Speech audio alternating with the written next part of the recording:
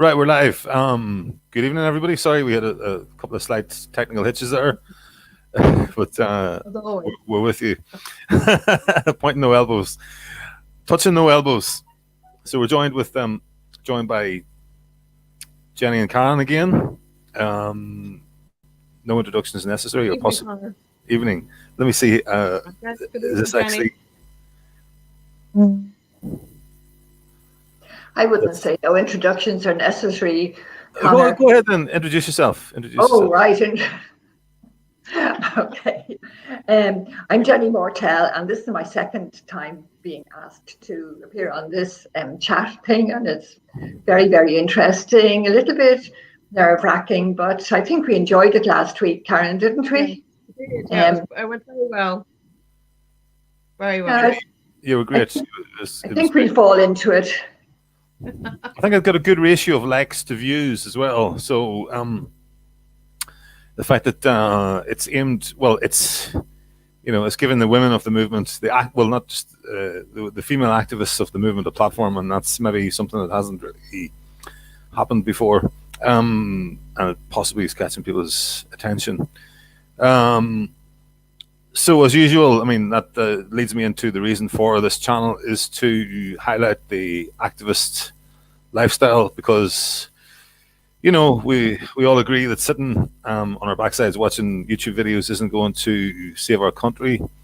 We are the 1%, the 20,000 people who voted nationalist in the three of us represent the 1%. We are among the 20,000 people, which is the 1% of the electorate who voted nationalist in the last election. But we're going to need to get that 1% up to about 10% nationally, or at least in a few constituencies, to get a voice into the Dáil. And without that, like, the rest of it is just piddling in the wind, for want of a better metaphor. So really, this is where it's at. This is the necessary job, the job that must be done. The dirty job is a dirty job, but somebody's got to do it. We see that, and we're engaged in that work. But we need to be joined by others out of the 20,000 people who voted nationalism, voted for real nationalist parties in the last general election. Because just voting, if there's only 20,000 of us guys, just voting isn't enough, as has been proven, right? There are vast swathes of the electorate, most of them who haven't heard of our parties. For us to get people elected, they need to find out about our parties. The good news is, when they find out about our parties, they are on board. There's enough of a percentage, enough volume to actually make a difference to get us people elected.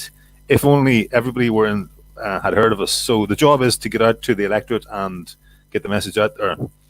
What do you guys think of? Anything to add to that, or correct me on anything, or refine, or where do you see your role in that? Well, I'll start off. I agree with what you're saying. I think what we're doing right now, tonight, and even last week, is very important, because even though we're being kind of curtailed by the virus and the lockdown, we need to be working behind the scenes. I was talking to a group of real vast people yesterday evening. And who were the kind? Yellow Vest. Oh yeah, the Yellow Vest. Just kind of, like, you link in with people, and like-minded people. You don't have to even be a member of the parties. Mm-hmm. It's more like, keeping up morale and kind of talking to each other, exchanging ideas, working in the background, because otherwise you go stale by not keeping up what's going on in events. Because even though COVID has taken up the whole news, there's other things going on in the background. There's crime being committed. There's other events going on in the world besides COVID, and I feel as though we're losing sight of that sometimes, and we need to kind of keep an eye on it. And like the curtailment of our freedom to kind of even do basic canvassing, is actually very frustrating, because it's not going to really harm anybody by standing in the street. Even keeping the safe distance rule, you can still talk to people, and we've been doing that up until last week.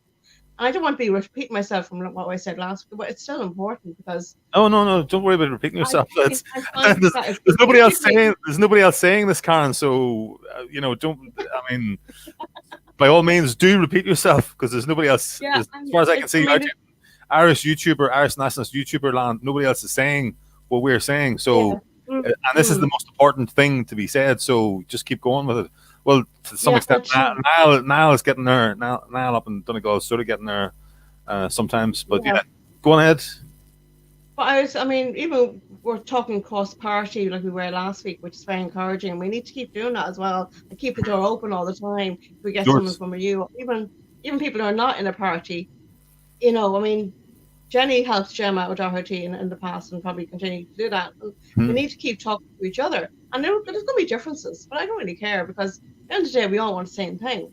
And I think we need to keep doing projects like, keeping up the news and, linking in with each other, because I know people are in different places. You're up in Belfast, Cottle's up in Belfast, we're down here in Dublin and Drogheda and Kilkenny and Cork, and we need to kind of link in with each other, and we need to keep on encouraging that network. And funnily enough, I was actually at work today and I was talking to a friend of mine, and we're talking about the Irish Freedom Party, and funnily enough, parents started listening to a conversation, and we got into a conversation with him totally out of the blue.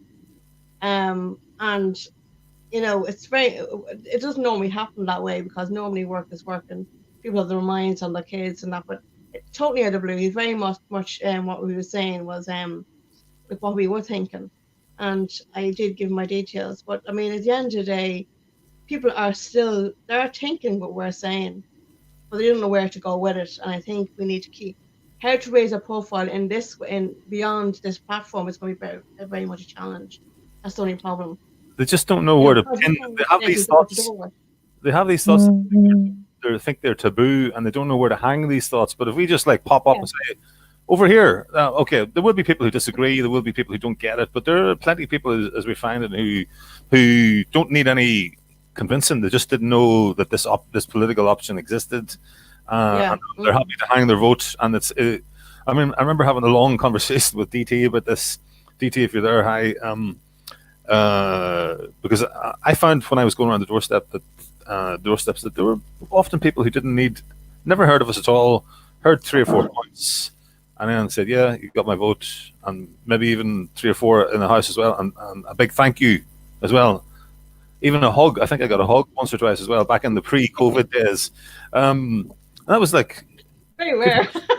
good for the soul, because I'm doing the right thing. I'm out here. I'm providing something for these people, even though I'm not going to get elected. I'm providing an option for them, and so it's very important. It's very important, and the battle is to be won with the public. Yeah, not fighting with Antifa, not arguing with the government, but the battle is to be won and lost. The battle is won or lost depends on how much of that public that we can reach, because a certain percentage of that public will vote for us if they find out about us. Yeah. Anything you want to say? Jenny? Yeah.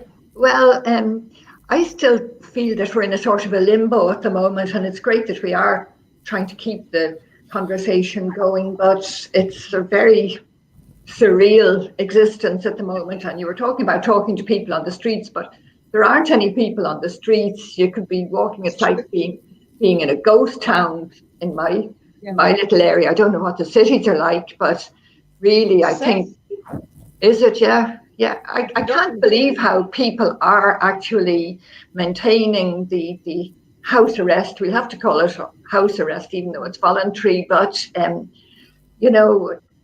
where I live, it's a little cul-de-sac, and normally there's 15 kids rampaging around having a great time. There's not a sign of any of them. I just don't know what they're doing. So I think any attention grabbing we're doing has to be online for the time being. And hopefully that doesn't go on for months and months, because, well, anyhow, it does. It's just online is the only way we can do it. Okay, so what do we have loads of? We have loads of technology. What do we have loads of? We have loads of another commodity that we have loads of is time. So You can take much the of it man out of the now. classroom, but you can't take the classroom out of the man. Okay. Aaron's busy. I'm trained as a teacher, so apologies if I put on my teacher hat every now and again. It's annoyed other people, so I am sensitive to that. So do stop me. I was going to say, yeah. So what? Okay. So because of the nature of YouTube and Facebook, it isn't what it was 3 years ago. It's not really a tool for reaching Joe public anymore, because big tech has come in against nationalism and has boxed us off into our reservation. So the only people who are going to watch, that YouTube is going to show this video to, are other nationalists, people who have registered or people who already watch the same sort of content. The only people who are going to be watching Gran Torino tonight are going to be, if he broadcasts tonight or whenever Gran Torino broadcasts, are other nationalists who have subscribed to his channel, or YouTube will show it to a few new people who haven't subscribed, or they won't show it, but they'll obviously offer it to them in their, in the suggested offerings down the side, but who are already looking at watching something else. So we can forget about YouTube and Facebook and any social media as a means for reaching Joe public, unless you go out of your way to take the link and email it or post it or send it by private message to somebody who you know, or a group of people who you know is outside the movement. That's the only way they're going to see it. You have to carry it to them by hand. But most people, I have a concern that a lot of nationalists aren't aware of that. They think that if a video goes up on YouTube, then it is of course searchable by the public, but it's not going to be. If you don't know what you're looking for, you're not going to find it. If you don't know to look for, it's not going to be suggested to people who aren't already within our reservation of 20,000 people. So that's not how the tool is going to work. So I think pretty much because YouTube works like that, or social media works like that, we are limited and we can't get out on the street, which is really our knocking on doors, which is really our only way to reach the public. Then we are limited to just talking among ourselves for the next foreseeable until these restrictions get lifted. So what can we do with that time? And we were exploring some ideas earlier on, weren't we, Karen? Well, yes. I mean, before around 6 o'clock, we were looking at that. The Patriots Loud page, doing a group chat, talk, video call or audio call to them. Now, I wouldn't do it as much as you would. I mean, I haven't actually done it before. Or something maybe if I'd done it once or twice a week, just to check in with people. Yeah, exactly. Maybe the weekend when I have more time. I could do it. Even try it once just to see how it goes. Because I wouldn't be familiar. Just explain in. Yeah, please explain a bit. Yeah, exactly, yeah. So take Jenny as your model up here in the top right, and she can be your. See if you... I'm sitting at home now. Is that it? So go on. Explain the concept, Karen. Yeah. Well, basically, the Patriots page is a bit like the Yellow Vest in the sense that it's a group of people who are signed into a Patriots page in a county, say Dublin or Louth, Meath, Donegal, and so on. Actually, let me go on ahead. Keep talking. And basically, Conor would have set these up around, was it the end of last year, wasn't it? Sure, about Christmas around that time, 2019, and of course I joined it with Kay and so on. And basically, we would link in with each other. Typically, it's through texting, but like what we're doing, in other pages, except in a group call, Conor would tend to kind of call people, and you can link in with them or not. And I have done it, especially during the campaign. And we would just talk about things like, whether it's an election campaign or a topic that's on at the moment. And we can see it in the screen there. Yeah, there we've got 175 members. There's a few technical hitches, but we got through it anyway. We got talking to one of the members, a lady in Dundalk, so we just... that was tonight, that was tonight. Well, I've done it before during the election campaign. Times, yeah. You don't have to, but it's a bit like... you can talk about the campaign, whoever is going on at the time, because I know you've done it a lot of the time during the election campaign with calls.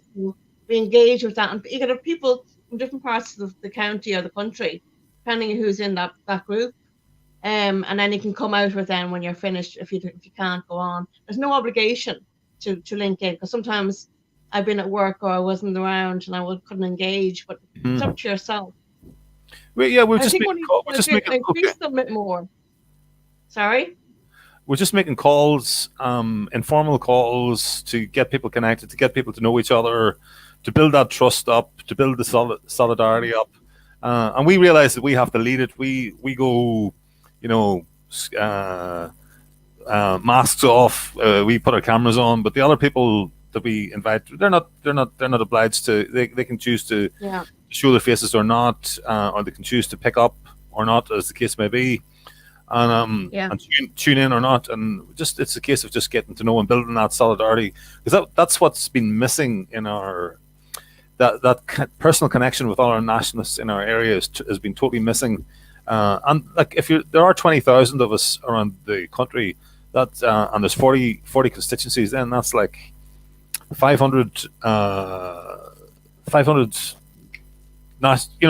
of 500 nationalist voters in each constituency. So there's a lot of us out there, and not everybody's going to be on Facebook, of course, but Facebook is the tool with the widest reach. I think like 80% of Irish adults are on Facebook, so it's the one, for all its yuckiness and ickiness and horribleness it is, we're sort of like forced into using it as the tool to reach the maximum number of people. Yeah. And we've tried things to get people to move over to Telegram and things like that, but it's like pulling teeth, so like about 10% of people will go over to it, and then so we're sort of like, and we end up using Facebook. So yeah, that's the Patriots Live. There's one of those groups for every county. So they've all got, you can find yours, facebook.com groups Patriots, and then you just put in just do a search in here for somebody in the live chat. Give me a county name. Well, Meath. Okay, Meath. Yeah. That's where we're seeing there's a delay between us broadcasting. So you just put Patriots Meath in there, and bingo, there's Patriots Meath. They're a wee bit behind you guys with 82. So we've got every part covered, and we're going to be doing calls, totally not recorded, like totally private, private calls into members of those groups, and you can choose to participate or not. And it's just like going to be a participation, get to know each other, raise issues, sound off about whatever you need to sound off about. Maybe newer members will be picking up information that they haven't picked up before. At this stage, it's just going to be social calls. What sort of reaction do you get? Is this like cold calling, or do they expect to get you suddenly popping up? Some people don't, but people are people. Some people won't pick up at all. Some people will pick up and be very nervous, and you soon develop a little bit of like bedside manner in terms of like how you how you deal with people. We don't bite. Yeah, you have to be gentle with people that are doing it for the first time, and explain, be prepared to explain who it is and what you're doing, and there's other people on the call, etc. And then most people are happy enough with that, and they'll go on, and then if us who are leading the call, the people who are leading the call, give a bit of an introduction, and put our cards at the table, and say what we stand for. Most people will come, will express themselves. You get into some right cause. For some people, it's therapy. They've got a lot to say and a lot to get off their chest. But then the more people you have in it, then the better, because then it's essentially like a public meeting. It's like only it's virtual. Obviously, it's not going to be as intimate as a real public meeting when you're there in the room with people, and you can like pick up on all the body language and everything. But it's the second best thing that we've got, so we can still do these, constituency type local meetings, but using the technology, using even something as simple as Facebook. Facebook allows you to do that. You just go into the chat and press as Karen, we were practicing that earlier on. You press the phone button or the camera button. You can. Yeah. Next thing, you're calling all those people in the chat. I've been doing it for 2 or 3 months now. First of all, I was doing it with the behind the scenes guys, and that was great, and I've done calls with showing the ones in Kerry how to do this, showing the one nationalists in Mayo, nationalists in various places. So if anybody wants me to help out and show them how to use, there's, as I said, that if you're a candidate or you want to be a candidate in an upcoming election and you want to tap into these nationalists that are local to your area, that potentially most of them are going to be local to your area, then get in touch with me and I'll talk you through, how how to reach them, how to reach people respectfully, give them options, move them at the right pace, give them to explain to them, when you call them up, explain. Most people will already have been put into a little chat group, so they'll already be sharing videos. They'll already be sharing videos, and will know some of the other people by name in the chat group, the local chat group, before you call them up. So whenever somebody speaks in and they say I'm Jimmy Smith, whatever, then yeah, Jimmy, I know your face, and you shared that great video the other day. Thanks very much for that. So there's already that background of relatedness, but then you're moving things on to a different level of relatedness because you're talking, and for some people it's even going to be a video call. And what we find is that more and more, as things progress and more people are doing these calls, or these calls are happening more often, then people are happier to go by video. But there's never any pressure. We just move things along at the stage at which people are comfortable with. And the whole idea is to make it social. They put no pressure on people that they have to get involved in doing any leafleting or anything like that. Just connect people and give them that connection with other people in their local area, so that they feel that sense of solidarity, they feel that they're not alone. And it can be it can be transformational for people to realize that there are that number of nationalists. Like sometimes we've had like 10-20 people in a group call, and that's so people that join on that call are like amazed to see that there's that amount of people active in Louth, for example. And that's not the half of it. I mean, there's 175 people in the group, for example, and we know that there are an average of 500 people out there in each constituency. But it's just a case of trying to find them and bring them together over this dead time that we have, so that whenever the walls go down, as it were, we're going to be ready to hit the ground running. Mark O'Hay has come in there with True Conor, but how about an online weekly newspaper? By all means, Mark. I think you've just volunteered. I know who Mark is. Yeah, he's no better man. Can I volunteer you to take that on?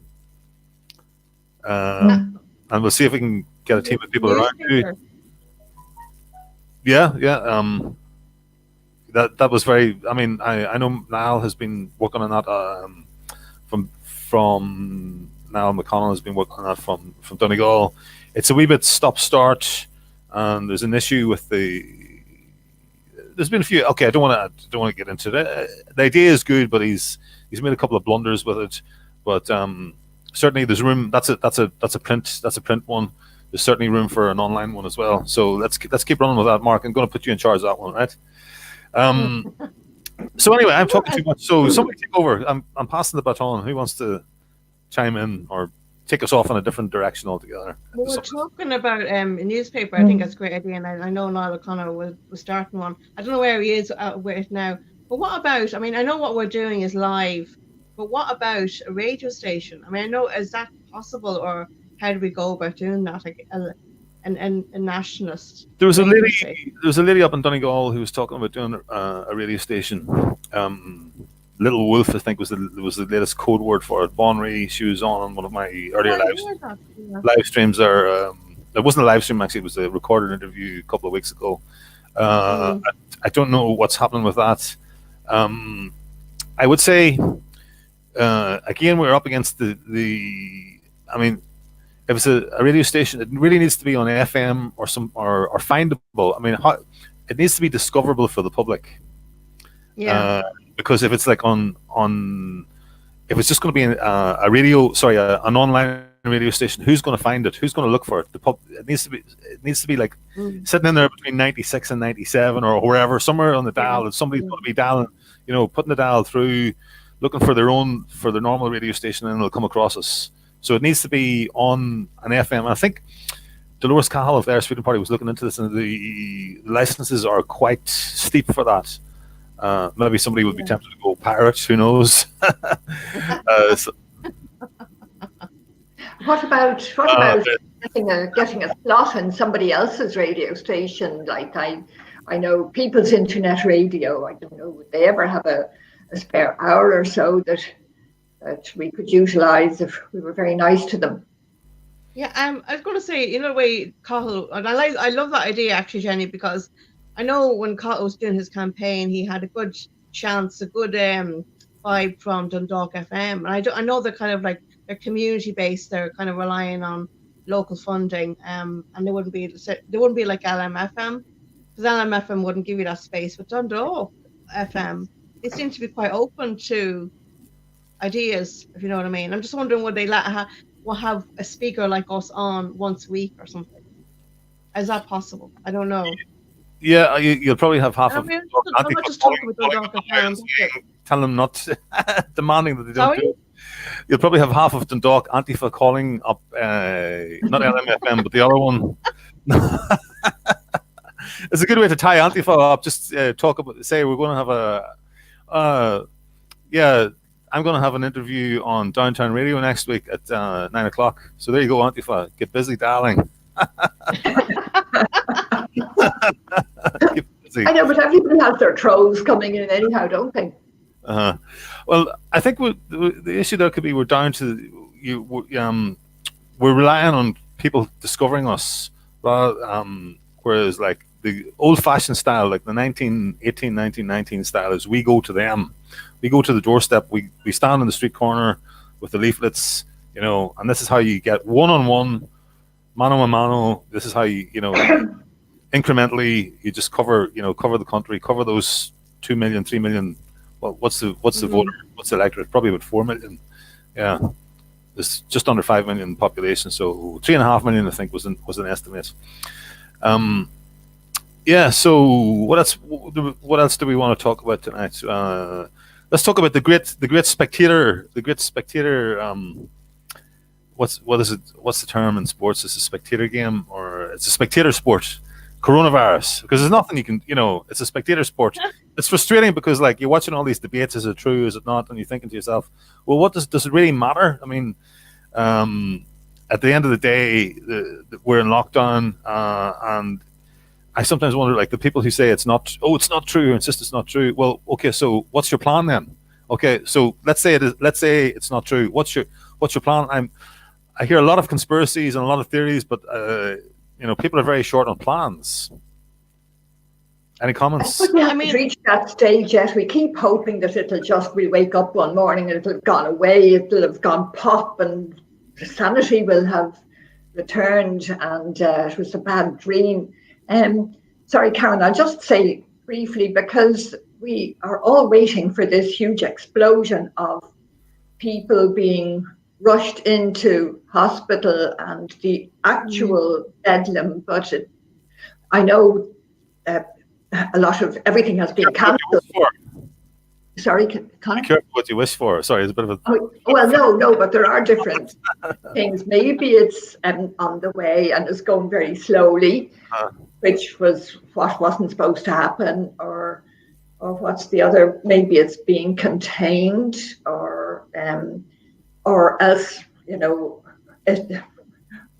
the real conspiracy now is that when they close it down, that suddenly 5G will be switched on and we'll all start dropping like flies, and they'll say, oh, well, there now, we shouldn't have given up the close down so quickly. So there's lots of different things going around, as you say, and nobody actually does know the truth. But like last week when we mentioned it, we were sort of accepting of the narrative, weren't we? And then since then, we started to think a bit more about it, or more information coming out, or more conspiracy theories, and we're seeing that there's lots of other angles to it, and especially the figures, because usually the figures don't lie, and I'm sure you both.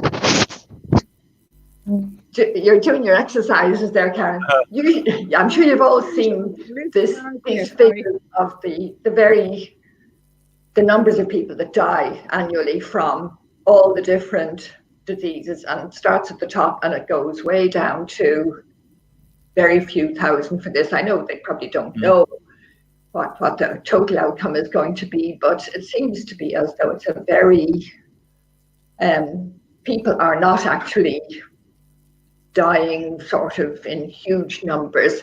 And I often think about when you'd have the plague or the Black Death or whatever it was, and you'd hear about like streets, and there'd be dead bodies in the street, and there'd be whole families dying, but that doesn't seem to have happened anywhere, even in the countries where there are quite big outbreaks.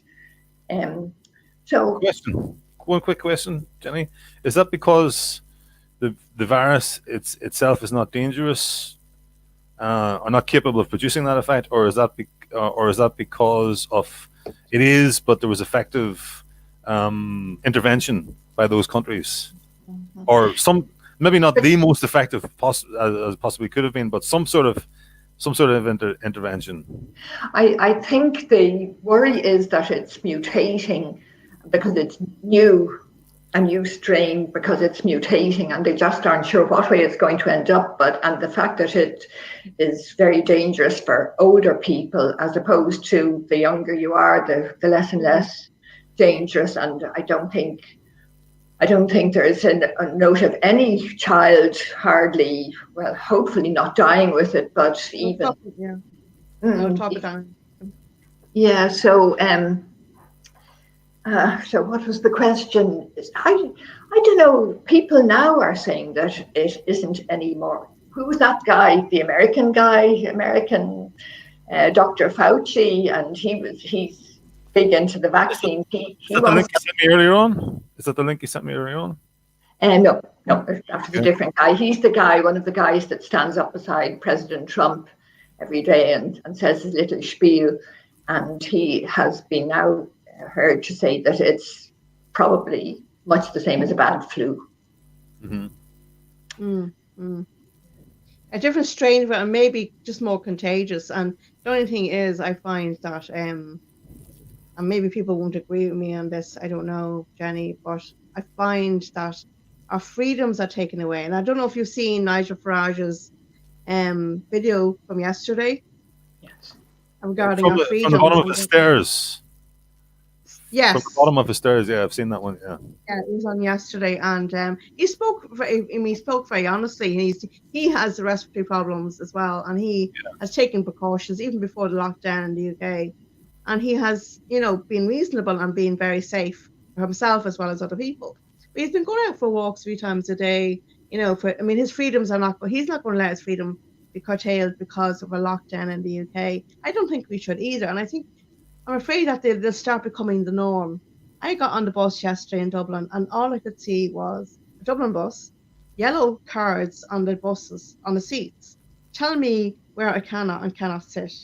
And to me, that is unreasonable, because people have common sense, but the government is not allowing us to have common sense and putting fear into our minds. It's actually worse than the actual virus, because people think they're walking around with some people with masks and some people without masks. I have a question for you. Sorry? Whenever you finish that bit, I've got a wee question for you. Masks, when you wear a mask, you're breathing in your own bad air. We're not doctors, we're not nurses. If you're out, walking on the street or going for a walk in the park, on the beach, whatever, you're breathing in fresh air. So to me, if you wear a mask, you're not breathing in that fresh air. And you need fresh air to just have, to breathe normally and to go about your business. And if people looked after themselves from a health point of view, food, exercise, sunshine, whether the weather's getting better, it's common sense. Just go out for a walk every day, go for a cycle, go for a run. If you're training in the marathon or whatever, you go for your run. And the guards really shouldn't be given these powers to curtail you. Now, I was going to work this morning again, and that was Gardaí, say, in the Drumcondra, Whitehall area, stopping cars, telling people, they might have to go home if you haven't got a letter. Now, I know I work in a hospital, I'm okay, but even from that point of view, we're kind of worrying, maybe we need a letter. I don't think we do. We're essential staff regardless. And on your point there about children, I was told today by somebody high up in the hospital that it's only 1 to 2% of the population that is affected of children getting it, and they're not staying in the hospital as long. We've only had 2 so far the last 2 weeks, and they're only in for a day, and they're not going to ICU. So it's very, very different for children than adults. Just answer your question. Is there testing going on in your hospital? Any testing? There would be, yes, there would be. And if you're symptomatic for any cold at all, you were told to go home and then get the test. And we only got the test in there during the week. I think it was Thursday, Friday. So two of my colleagues. You only get the actual test kits in this week? Yeah, last week, as far as I know. Because it was a big. Huge delays. Huge delays. We're getting updates every day from the group. And there'll be one tonight, I'm sure, when I go in the morning. But that's the way it is at the moment. And if you're symptomatic at all, you are questioned by occupational health. And if they think you could be, you have to go home, you get tested, and then you have to wait for those results. And it's a long time for those results. They're not coming back very quickly. So you have colleagues out for a week unnecessarily, and they could be back in by now. And to me, that's more pressure being put on the department, on the people who are actually behind. So it's not very well organised. Mm-hmm. And you've seen some of the videos that have been put out about, test centres not being used, as you say, hospitals not being as full as you think. To me, that's a concern, because they're putting out something that's not true to the main media. So I think, sorry, go ahead, Conor. How much of that is due to not having the tests, the actual test kits, enough of them to do the tests, do you think? Or is it a lack of staff? What is the bottleneck? What is the bottleneck, do you think, that's causing the lack of tests? Is it lack of customers, lack of clients, because nobody has it? Yeah, that could well be. A mixture. I think it's a mix. But there's a lot. Sorry, I was going to say there's a lot of questions about the testing thing too, that we are hearing that it isn't actually very specific for that particular strain, so that you could show up with showing corona, but everybody's had a cold, which the coronavirus is actually a cold strain. Yes, yeah. So I'd say, and plus, we've all been talking about now, people saying, oh, I had a dreadfully bad flu around Christmas and I couldn't shake it. And they're saying it went into my throat. I had it for 3 weeks and then I thought I was getting better and it came back. And I honestly, and a lot of people are saying they wouldn't be surprised if it was actually floating around then, and maybe, hopefully, some of us have had it and become immune to it. Mm-hmm. I hope that's true. I hope that's true, because that means that it's not as dangerous as it was made out to be at the start. All this is bonus. All this is good news. I'm feeling a bit more relaxed about the actual virus itself, but I'm concerned about the prognosis for the state of the world's economy afterwards. Yes, that doesn't sound too heartless a thing. I mean, in some respects, I've got very little to lose because my life is very small and simple at the moment. Right, okay. I've learned my lesson. Well, I'm going to claim that I've learned my lesson anyway. I got wiped out. I got financially wiped out for the crash of 2008. I had loads of houses. Well, not loads. Some houses and a business. So I'm still feeling the pinch from that. Actually, still feeling the after effects like 12 years later. But it's made me anyway. It's made me more relaxed about things like that, and now I work more in terms of skills and knowledge, as opposed to bricks and mortar and businesses and things like that. But anyway, where was I? Dig me out here, ladies. I think that thing where they just make this blanket statement: if you're 70, you have to stay in the house. I think that's absolutely bonkers, because there's plenty of 70s, 80s, who are as fit as fleas and have no concerns. And I was chatting to my niece today, and she was saying, how am I getting on? And I said, I'm grand. And she said, have you got anybody doing your messages for you? I said, no, I'll do my own bloody messages. And then we talked a bit more about it, and she said, and she's right, that people will either know themselves if they have reason to be concerned, or if somebody else, that if you know that you shouldn't be going out, unless you're really stupid, well, you'll stay in and you won't expose yourself. But just saying to people, like, you can't go if you've reached your 70th birthday. Keep talking. Just going to get some water. Okay. Yeah. And there was something else. Talking about the financial crash. So that's one of the, well, we won't call it a conspiracy theory, because I think the financial crash has actually happened already with so many, it was a very small thing to bring this huge hammer crashing down on so many countries and people's businesses being ruined. I think it's small businesses are really the people to worry about. I think there must be people in despair. I really do. Now, I work a 2 or 3 day week in an auctioneer's, and my boss said, okay, we'll close down for a couple of weeks, but if it's extended much after that, he said he probably wouldn't be bothered opening up again. And I'd say there's a lot of people who have reached that conclusion already. And, that's very sad. That's frightening. Yeah.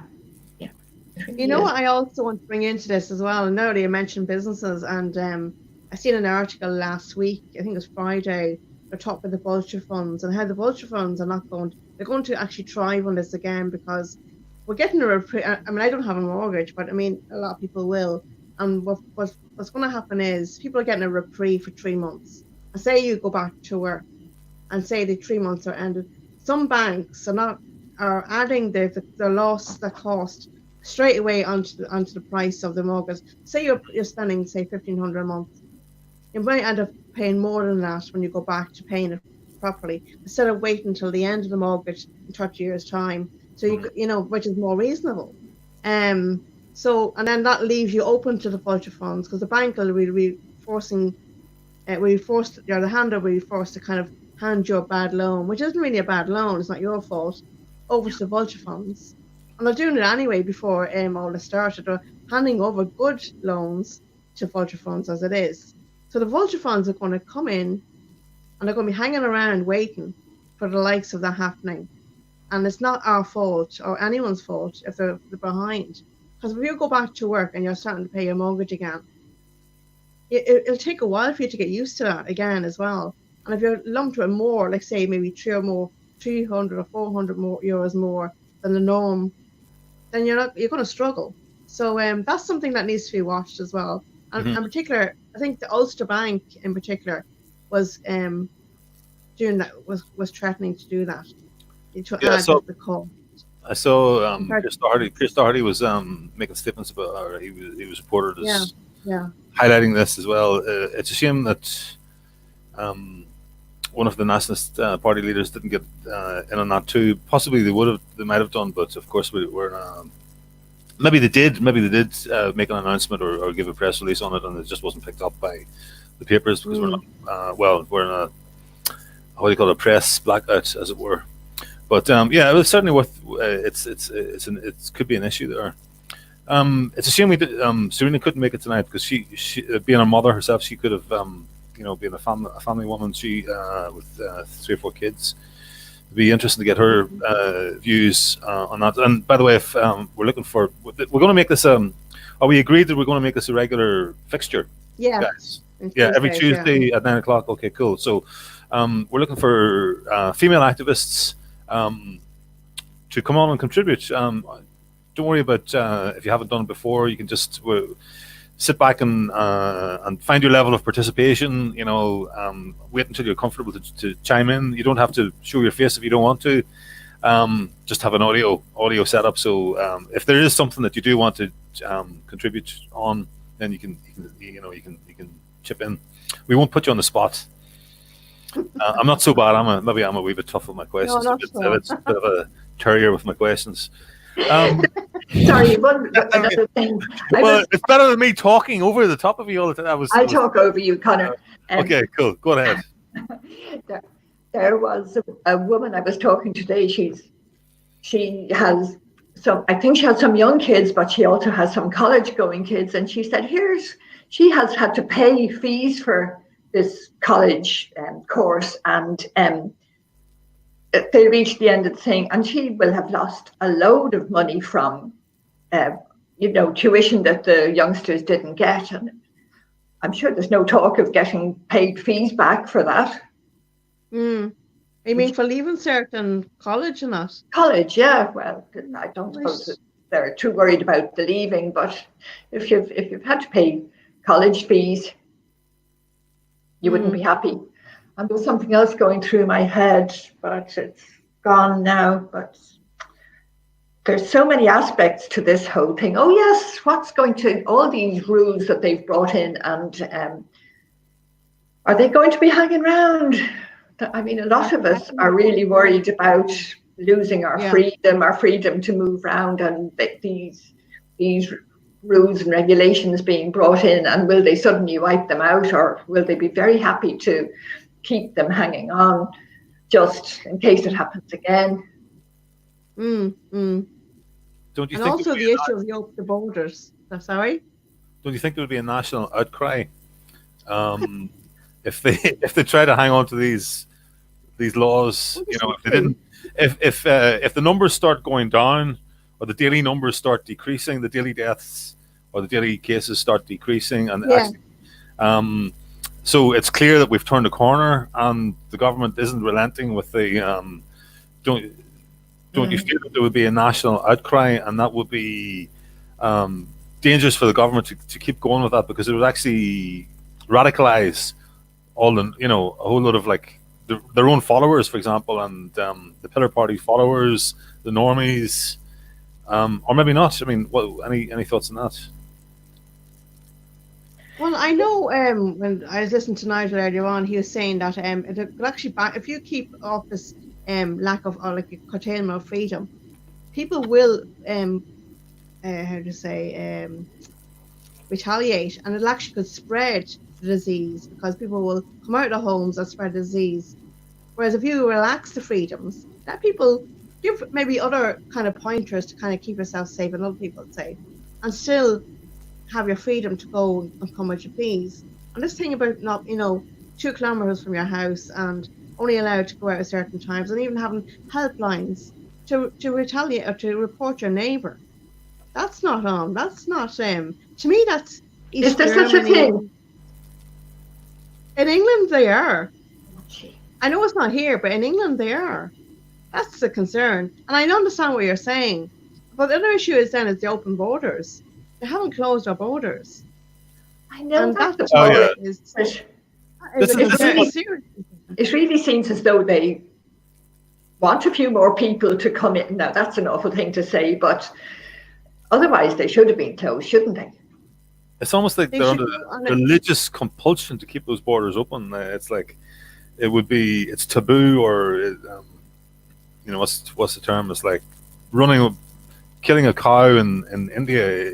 It's a religious transgression to stop a flight coming in from Italy, for example, or possibly maybe they've done that by this stage, but to stop flights coming in from the UK, for example.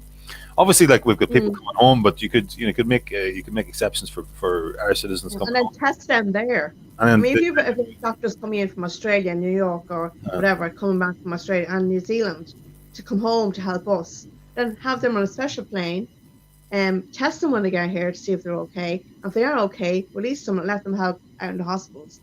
There's a way of doing it, but you don't need to keep the borders open to the way they are. And you're going to lose respect, because what's happening is people see these borders being open, and yet we can't even leave the country. We can't even leave our houses for more than once a day. And I mean, how is people who are 70 years of age get their pensions? I know they're kind of trying to give them double pensions at the moment. Our parents are kind of getting their pension twice last week to kind of stop the movement coming in their house. But they should be able to go anywhere they want once they're well, once they keep a safe distance. from other people and family members. They should be able to leave the house. My parents are reasonably healthy enough to go about their business as normal. But to me, to tell an elderly person to stay in their house when they're 70 years of age is it's not acceptable. I just can't. And this is what kind of concerns me, that the freedoms, as Jenny says, the freedoms could be curtailed after this is over. And we need to start organising how we're going to respond to that now. Watch that space all the time. See if it gets any worse, or they're going to start relaxing the 2-kilometre rule. And the fact that how is that going to be? How is that being policed anyhow? Somebody asks you, where did you start from? And you've gone too far, and what's going to happen to you now? You've got to turn around and go back. But there are other things too with them. That's a good point. Go on ahead. Sorry. Go on ahead. I was going to say, okay, while you're there, well, go on. Are these so-called rules? Are they more just like guidelines, really? And it's down to you whether you're who gets that feeling that they're not really going to be that strictly enforced, and the guards are just making a token effort to be seen to be doing something to try and put the real bold people will, the bold boys, to use an old-fashioned term, will go and do what they want, boys and girls. Yeah. Let's not be sexist there. Will go and do whatever they want, and then the next batch of the followers, the not quite so bold, would like to be bold, would like to be in the cool gang, but haven't really got the cojones. And then if they felt that the guards might give them a wee ticket or something like that, or telling off. Is that really what who the guards are targeting? That section of. I think they tackle anybody. Yeah, I think has there been any enforcement? Has anybody heard of any enforcement? Any tickets given, arrests made, truncheons pulled, tasers used? Yeah, I've heard different things. Like, I've heard more stories than I've actually seen. But having said that, after this morning, there was guards doing checkpoint in Conor. So I'm kind of changed my mind. They could be out more than they were yesterday. And considering Dublin Bus are now going to change the way they're driving as well, it might even change even further. I'm surprised. I mean, the Gardaí tend to kind of let themselves get into these situations where they don't seem to want to fight back. I'm sure they're probably thinking, why am I doing this? Why am I being asked to stop somebody from going to work and asking for that paper, or asking for a letter to prove that they're an essential worker? Is there a point to be made that without any enforcement or any laws or guidelines, that the level of, if you just issued some guidelines, that most people would comply, and what would, if 80% of the people complied to the letter of the guidelines, would that be enough? Surely that would be enough. That would, 80% of the people complying would halt the spread of the virus by 80% of what it could have been, and that might be enough. Is that a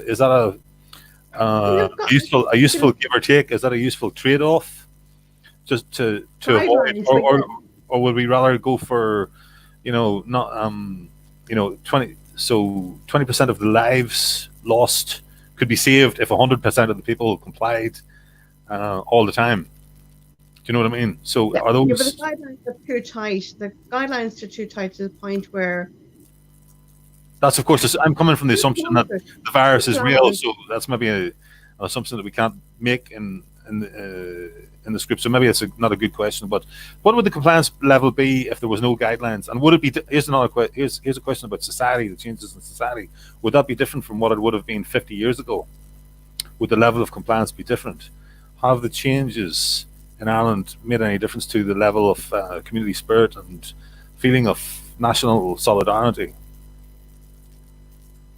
Maybe, I don't know. I wasn't around 50 years ago. I love my serious questions, don't I? And I don't know. I mean, I don't know what Ireland was like 50 years ago. Maybe there would have been some compliance. I find that there's a fear element, that there's too much follow the leader, and then the leadership isn't leading. And it's not leading the right way. 2 kilometers is not going to help you feel better. If I stay in my house all day, or I go out for a walk, it's not going to protect you anyway, one way or the other. And staying, once you're safe in yourself, and you're washing your hands and all that kind of thing, and reasonably safe distance, That's fine. So But the what curtailment should of the the limit be? freedom. What would you say? It should be 10 kilometers, or there shouldn't be a distance limit? There's some guidelines. But I mean, the 2 kilometer rule and older people not being able to allow to leave their house since Friday. Okay, I got it. I know you've made a good point there about the 2 kilometers. So what should it be instead? What would you replace the 2 kilometers with, or should there be give us an alternative? No, there shouldn't be a limit. Okay, that's. There shouldn't be a limit because I mean I was out on Sunday and nobody was asking me where I was going. So obviously they're not taking it that seriously. In some cases, I mean people have this idea in their head that the Gardaí are going to be out and patrol in Drogheda or Dublin or wherever you live, and it seems to only happen with you when you're in a car. Maybe if you're out driving, say from Dublin to Drogheda or Wicklow or Kildare or whatever it is. And that's where you'll probably see more Gardaí, but on foot patrol, it's not happening. I don't understand why we're being asked to stay in our house. It does feel like a house arrest. We're actually having a guard at your door. Mm-hmm. But I don't feel I need to stay in my house. If I want to go for a walk tonight, or go across the road, or go for a walk along the river, I'll do that. Or if I want to go walking in Dublin, I will do that. I shouldn't be curtailed by anybody to have a walk or a run as far as I want to go. What as level? As an elderly person, I should be able to leave and go for a walk on the beach. My dad is able-bodied. He could go in his car and go and walk on the beach if he wanted to, and he's 74 years of age. So, are you a believer in if there was a more serious emergency, like for example, Ireland, we were back in the Second World War. Ireland was all of a sudden back in something equivalent to the Second World War, for example, or a thermonuclear war. Would you be in favour of some sort of government? I keep thinking that if it was something really earth-shattering, that if somebody mentioned there about anthrax, if it was an anthrax infection or a bomb. But I mean, we're put into position. We're being put into position as though it's a practice run for seeing would we behave ourselves if it ever came to us. That they did have to bring in the proper martial law. But I'm laughing at some of the comments here. There's some of them quite good. What was that? Where are you going, or where did you come from? Way back there. Where are you going up the road? That's Johnny saying, "Where are you going?" And you say it's medical, and then what can and then they say what kind of medical, and then your comeback is, "Are you a physician?" Conversation over. I mean, we're not. This is a good comment because, like, at this stage, we're not talking about firm enforcement. Like, it seems there are ways to get out of this. So to me, it doesn't seem as if we're living it's martial law or anything close to martial law. But maybe you guys, what do you guys reckon? Do you think does these measures amount to martial law? I see all over Facebook people talking about martial law. Yeah, it does. You would call another aspect. There's another aspect to it, which is powers that are being given to medical people to.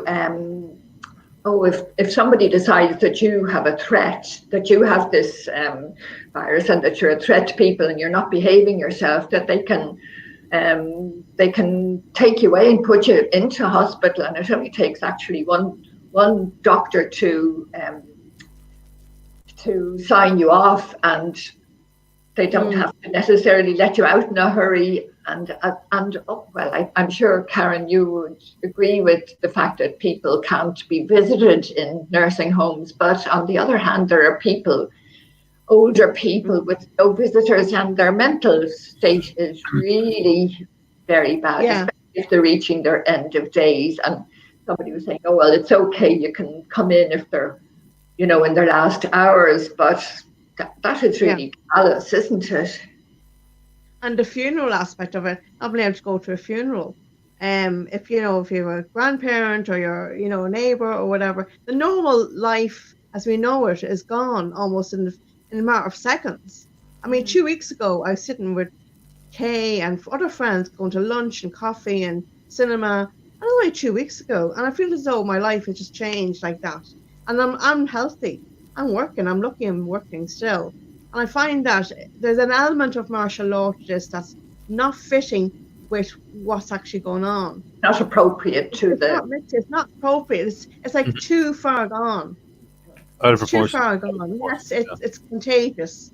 It's a cold. But what we're hearing is, if you listen carefully, a lot of these cases, the people who are dying, is another underlying case that or condition, a comorbidity, like respiratory, COPD, asthma, heart disease, cancer. That's actually, making it worse. So if I had asthma or CF or whatever, and I got COPD or COVID, I'd probably be more at risk than somebody who doesn't have an underlying condition. And funnily enough, I mean, the two children we've seen, they haven't had underlying conditions, and they've kind of come out of it very quickly. Children are not affected the way adults are, and I don't know why. Can't answer that question. I'm not a nurse.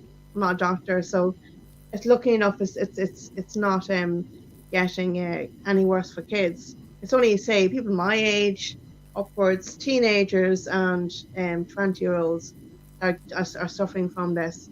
Or people who have underlying conditions. They're the ones who are dying. Apparently in Italy, 98% of the people who died had these 2 or 3 underlying conditions. Yeah. And well, now this might be a myth, but people are saying that if you die at all these days, that they're saying it was virus. I don't know. Instead of looking at something else, yeah. Common sense seems to be common sense is not really in any of this at all to me. Oh. That's what I'm battling with every day, and I'm kind of battling other people's fears, because if you listen to other people, even colleagues at work, they're all in fear mode. I want to be at home with my kids. I don't want to be here at work. Whereas I'm here, I'm going to work every day, and I'm looking forward to going to work every day because I need that social interaction. My friends, colleagues, and even doing something like this helps me a big time, because I feel as though I'm losing a lot of people, and that's not even my fault. You know, linking in with friends and colleagues and associates, you're losing all of that. Even going for coffee with a friend, you can't even do that anymore. Not even a drink, a simple cup of tea. It's everything. Your life is upside down because government has decided, let's close down the country completely. You know, it doesn't make sense. It's not matching what's the reality, what's going on in the background.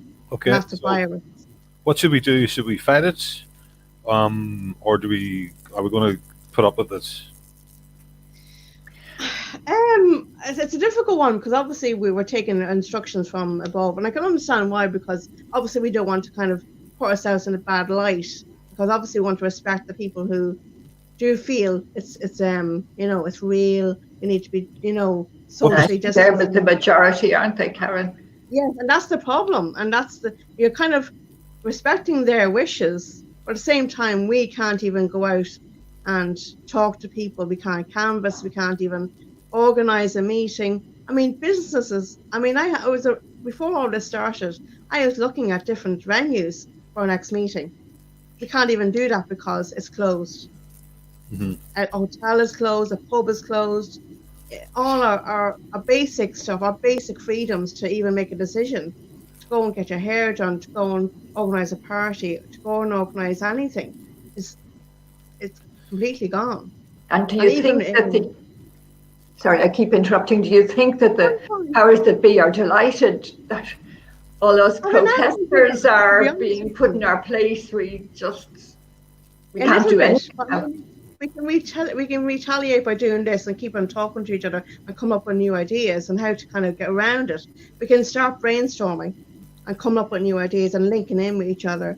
I mean, up until February, we were doing our free speech rallies. I mean, the last one was quite fractious. Now, we didn't go because the campaign was on, but it was quite fractious, as you know. We need to get back to that. We need to start thinking about organising and start thinking about what's next, depending on who's in government and who is going to be the next Justice Minister and who is going to be doing what. We still need to be planning and organising and discussing, because we can't lose faith. We can't even lose our confidence just because we're being kept in our houses. To me, this is very difficult, and I can't get my head around why people are buying into it so much. They're allowing a government. There's not a government. We don't actually have a government. I mean, I heard something today about a Senate. Yeah, that's a big difficulty. There's been a senator appointed already. There's no Senate. What? There's been one senator was appointed today. McGahan. How? The Louth man. I think he was appointed by a committee. By committee. I was reading in Irish. My Irish isn't perfect, so can anybody in the chat correct that? Confirm that there was a senator, McGahan, maybe Cahill, if you're listening. It was one of the Louth candidates was appointed to the Senate. I thought some woman was appointed as well. Should have paid more attention. Taoiseach could only do that. I'm not really fully up on the Senate. I learned all about the Dáil for the last election. I could tell you everything about the Dáil and where the constituencies start and end and how many seats each one is. But the Senate, no, we didn't have any skin in the game, so there was no point. It's unfortunate we didn't have any candidates ready for that. But that's we were scrambling as an any of the parties. But question for you, ladies: is the coronavirus fake or real? Is it creating nationalists? Is it making nationalists of all of us? I include the 99% who didn't vote for nationalists.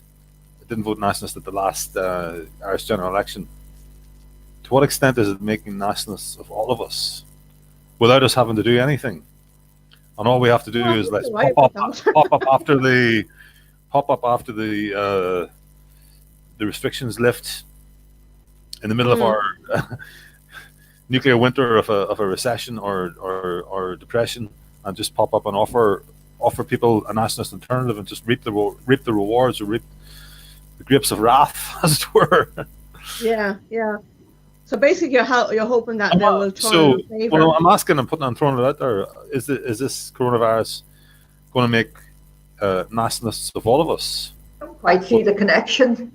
Well, for example, there's a clear, demonstrable link there with the open borders. Globalism has been proven. This coronavirus has proven the fragility of globalism. People are talking now about. Obviously, the open borders, the absolute craven reticence of the Western leaders to close borders led flights from Iran going into New York that spread the coronavirus to New York. Flights from China going to Italy, taking the workers, the handbag makers backwards and forwards to after Christmas, who'd gone home to China for after Christmas, back into North Italy, that spread, would have had a large, spread the majority of that first wave of the virus to Italy. The Italian rugby fans who were allowed to travel to Dublin. This is all out there in the public domain and being talked about. There was even one of our contributors there, Mr. O'Hay, will remind me, there was an article in the Irish Times covered this. Well, they couldn't obviously have one of their journalists said, but they gave column space to a doctor who said, we should have closed the borders. We should have. I'm not sure. Maybe Mr. O'Hay can let us know if it was like it was. Do you want to give us the skinny on that one? A wee summary, Mr. Hay. I didn't have time to look up the article myself. We were looking for the link earlier. Anyway, it's not important. So what I'm trying to say is it's out there. The normies are talking about this. The normies are. There was a normie video. A normie guy saying had a viral video. Somebody had never heard of before. Assumed he's a normie. He didn't come across like a nationalist, but he was saying we should have closed the borders. We should have done this. Mark White, I think his name was. His video was doing the rounds. It's out there I think the raw material is there. It's in the news. The people know about the Italian rugby match that was on and the flights weren't cancelled. People know. People are finding out about even the mass media can't suppress the story that the Chinese workers. There was a massive amount of Chinese workers in the north of Italy that had travelled home to China for the Christmas holidays and travelled back again, and there probably were vectors for the virus that brought the virus into the country. Yeah. Aware of this, and all they need to do is, they're more aware. They're closer to being nationalists. They just need the arguments made to them and the options given to them at the next election. A nationalist government is closer than at any point in Ireland now because of this totally unforeseen, or shall we? It was unforeseen to us anyway. Okay, maybe it was planned, maybe it wasn't. It doesn't really matter. But it's bringing. There's an argument out there that it's bringing globalism to its knees, and creating nationalists all over Western Europe. People are talking. Hopefully. People are talking about bringing back manufacturing, the fact that all the medical supplies, how vulnerable we are, that the face masks and everything are manufactured over in China. There's almost a wee bit of like hostage taking with some of these things as well. There's never mind the so-called the myth of European unity. The myth of European unity. European solidarity, the European Union solidarities didn't happen. Yes, I'm going to say that, Let's to go to United States looking for a loan of 100 million because Europe wouldn't. I'm sketchy on the details. It's just something I heard. Right. But you see, these are the hard fact, the bits of news that I think we should be talking. This is what the public are way ahead of us. The public that read this is coming up in the MSN. They're picking up these facts while we're arguing, is it real or is it false, or which conspiracy theory do you go with? I mean, that's my personal opinion. I'm not saying it's a personal opinion of the movement, but I'm just throwing it out there. The important thing is, how ready will the public be for to hear our message after the dust settles on the coronavirus? More or less.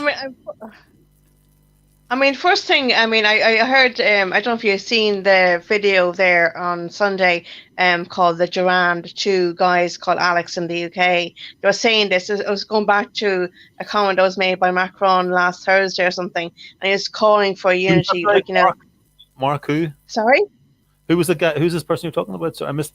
No, it's just two guys called Alex in the UK. They go under the name called Gearóid, G-U-R-A-N. Yeah, I've heard of it. Yes. Yeah, and they were, I have to say, they were brilliant. Now, this is only on Sunday, and they were saying about Macron coming out and pushing for, keeping the borders open and, keeping up. He's more concerned about the upkeep of the EU, and then obviously Angela Merkel was saying she will loan money to countries like Greece and Italy and Ireland and so on if they need it.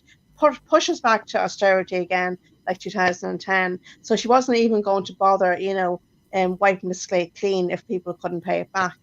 The other issue, regarding ourselves, the Irish Freedom Party or even Gemma or wherever, any nationalist party could start even capitalising on this, this idea, what you're talking about, and even doing up either a statement, either online or even getting leaflets ready. When we're ready to go out, to have a separate leaflet ready on top of the usual one about this COVID virus and how it's actually brought the borders issue to fruition, whereas before it wasn't. The Irish Freedom Party have been going hell for leather and that for the first half of the campaign on their website. But I understand. Decided to hold off a little bit because we felt we were just overdoing it maybe, and just everybody knew where we stood. Everybody who was watching us, who was looking at us, knew where we stood in that. I haven't had time to see what the National Party were up to. But I'm sure they would have the same idea to capital. I hate to use the word capitalize, but it is capitalize because we're not going to get an opportunity like this again. This is the great opportunity for people to see just how foolish and fragile the globalist was, and how vulnerable it left us to something like this. Yeah, but it comes back to the same thing we were saying in the beginning of this stream, and that is, we all know what we're saying and what what the Irish Freedom Party is about. We're getting out of Europe, but we need to kind of create like either a space or a leaflet or something.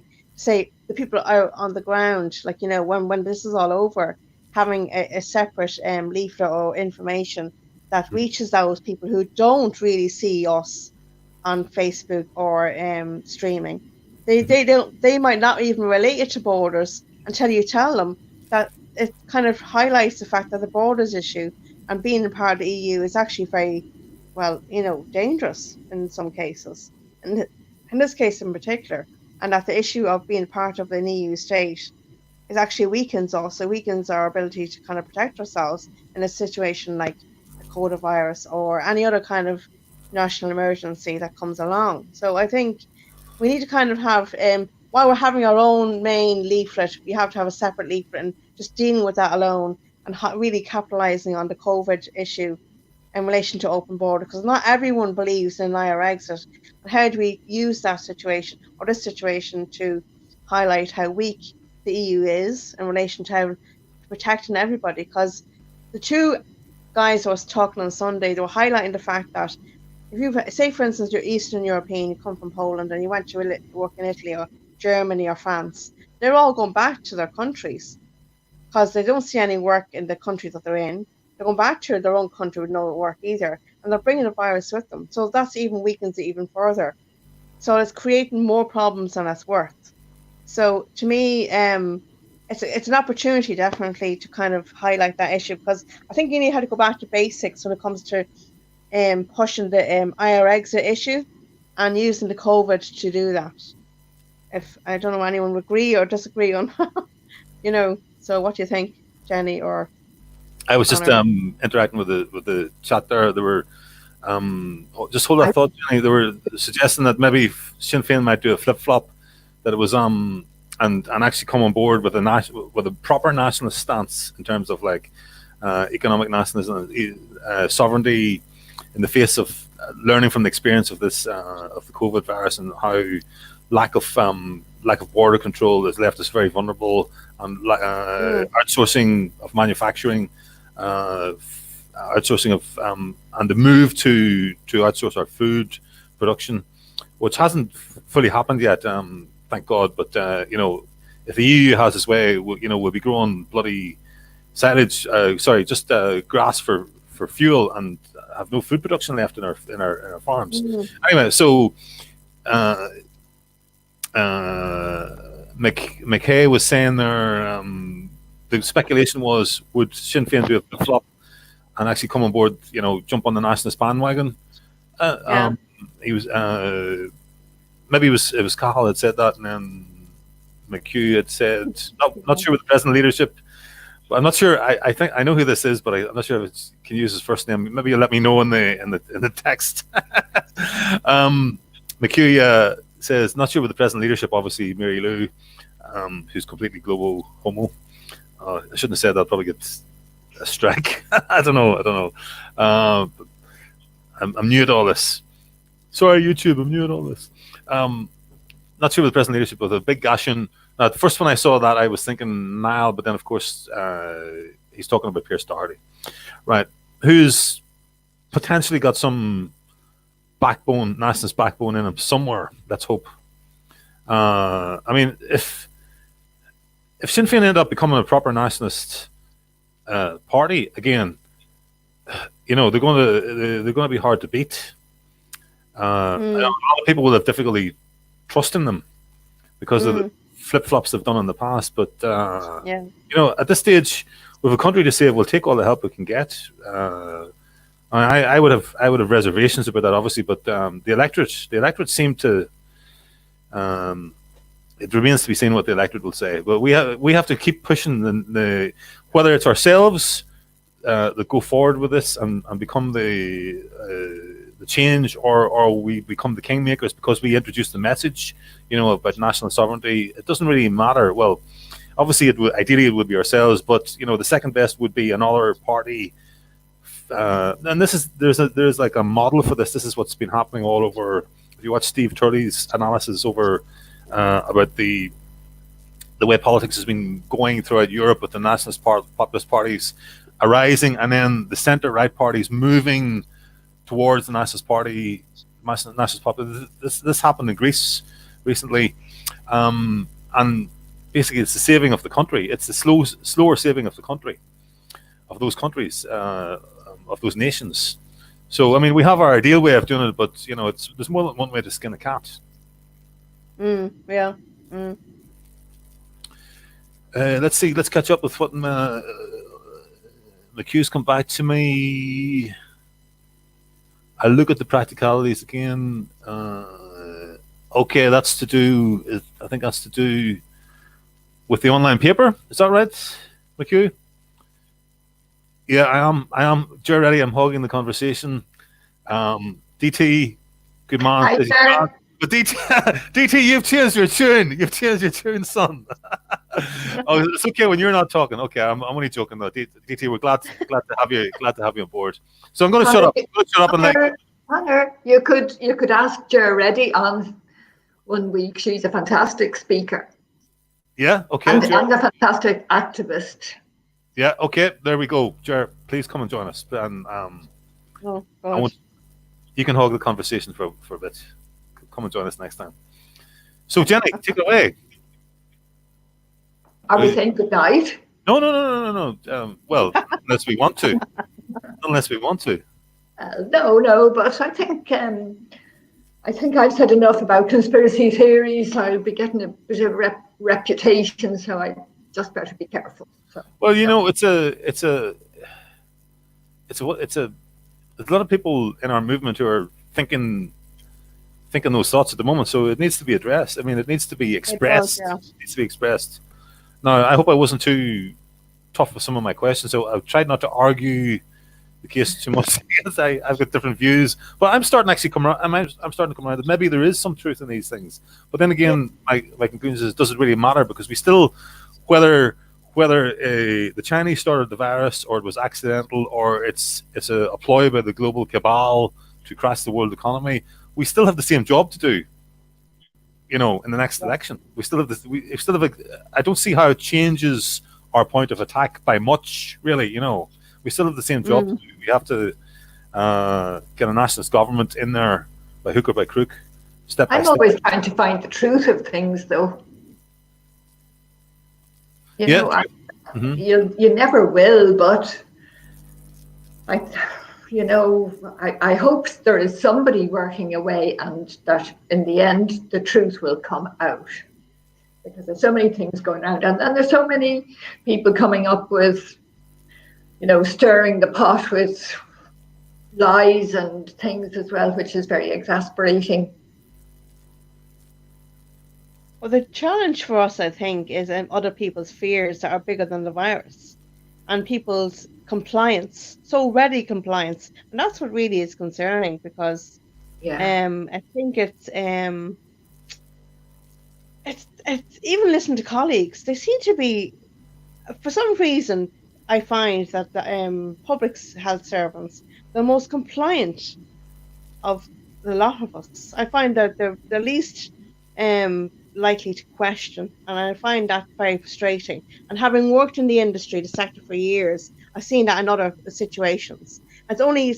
Sometimes it takes a small argument to kind of bring them out themselves to fight for something like money or whatever. But everything else, they seem to kind of quite happily, readily to comply whatever is, we better do this because the government says, this is what the HSE is saying, we better do this because, what am I going to do? I'm afraid. And I find that's a bigger challenge than the actual emergency, because it'll take a while for them to kind of come out of their shell. Even if the government started relaxing some of the restrictions, people will still be hiding in their houses. Yeah, Stockholm syndrome. Yeah. And it's kind of like, trying to draw our friends. Oh, come on, like, things are starting to get better. Businesses are starting to open. People are going to come out and play and work and, socialize again. But you always have the people who are sitting in the houses waiting for this big, I don't know, epiphany or something. I don't know. I find the fears of other people are harder to get through to than the actual problem itself. It'll take a long time to get used to hugging or shaking hands or kissing. Shaking hands. I mean, if I met you in the street tomorrow, I would hug you because you know what I mean. I wouldn't even think. And if you hugged me, I wouldn't even say, "Oh no, hang on a second." You wouldn't recoil. Like, I wouldn't recoil. It's me. If we're going to start, even if you do hug each other and then you go, ha ha ha ha, so you've been really bold. Yeah, I know, and it's certainly silly. And I think we really shouldn't be afraid to hug each other.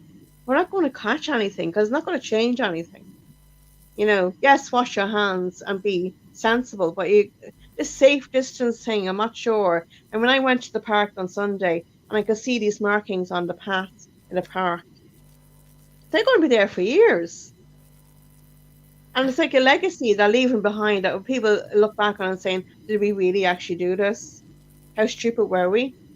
How naive and ridiculous were we in doing this? To get on a bus and be told where to sit on a bus. That, to me, is very much like state control. And all the agencies are following suit. Dublin Bus and the rails and, shops. I mean, why are employers... Sorry? I said Big Brother is watching. Yeah, and employers is not fighting back for their own businesses, like beauty salons and shops, and the only people are allowed to open is a shop that sells food and drink. To me, a hair salon should turn around and start, hang on a second, we have customers to look after. Yeah. We have a beauty salon to run, we have a gym to run, we have a business to run, and you're telling me to close down. And they do. I have to admit, that is the biggest problem. And Conor is right. Conor is right. It's going to be one hell of a mess when this is over. The economy is going to be totally gone. Sorry. I see a question there. What's Gemma's belief about the virus? She's very skeptical about it altogether.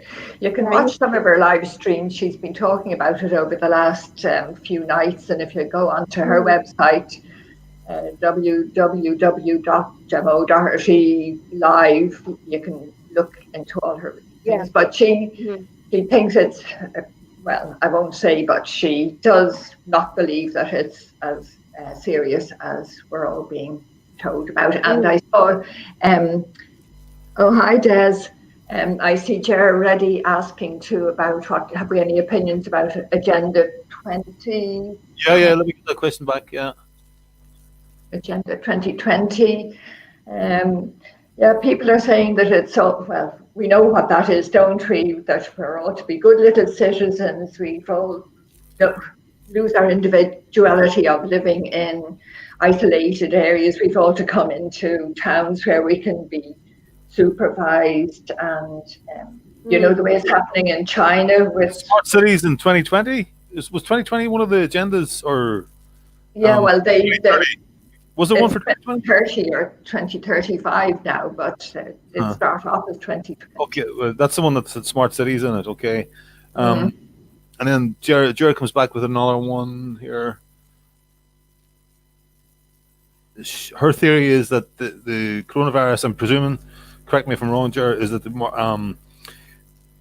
it's a trial run. I've heard this idea put forward as well, that the coronavirus is a trial run to test Marxist control, and I believe it will only get worse because we haven't challenged it.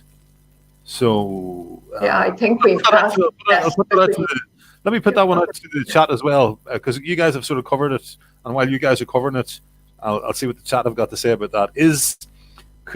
What are the chances that this coronavirus is a test run of Marxist control and if we don't challenge it, it will only get worse. So, I mean, I was asking her on, do we challenge it or not? Jer's got strong opinions on that. She says we should challenge it.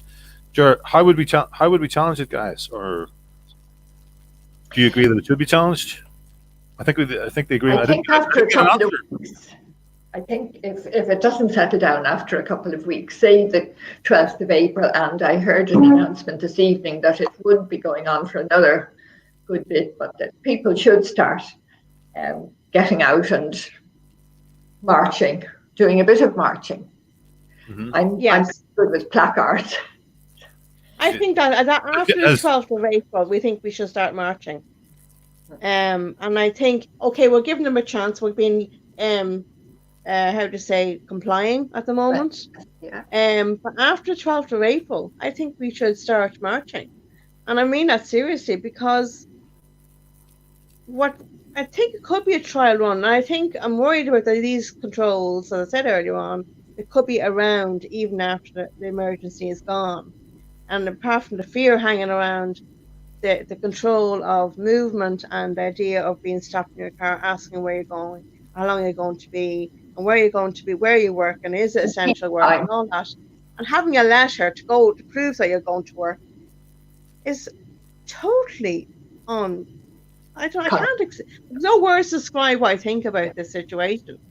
And even though I'm in the centre, do you think the guards will actually enforce it, though? Do you actually believe that the guards are going to throw people in jail, handcuff people? Obviously, I'm not talking about like going robbing supermarkets or something like that, but just for disobeying, for being in a group of 5 people on Grafton Street or Stephen's Green, for example, and they refuse to move on. But how do you think this? Are we going to see police totalitarian Marxist control there, or are the guards just going to say, "Oh, okay, lads, you heard"? I don't really know. I mean, I would actually be watching the station tomorrow, please, at 11:00. No, what I think is it has to be very well organised. It has to be more than 5 people. It has to be more.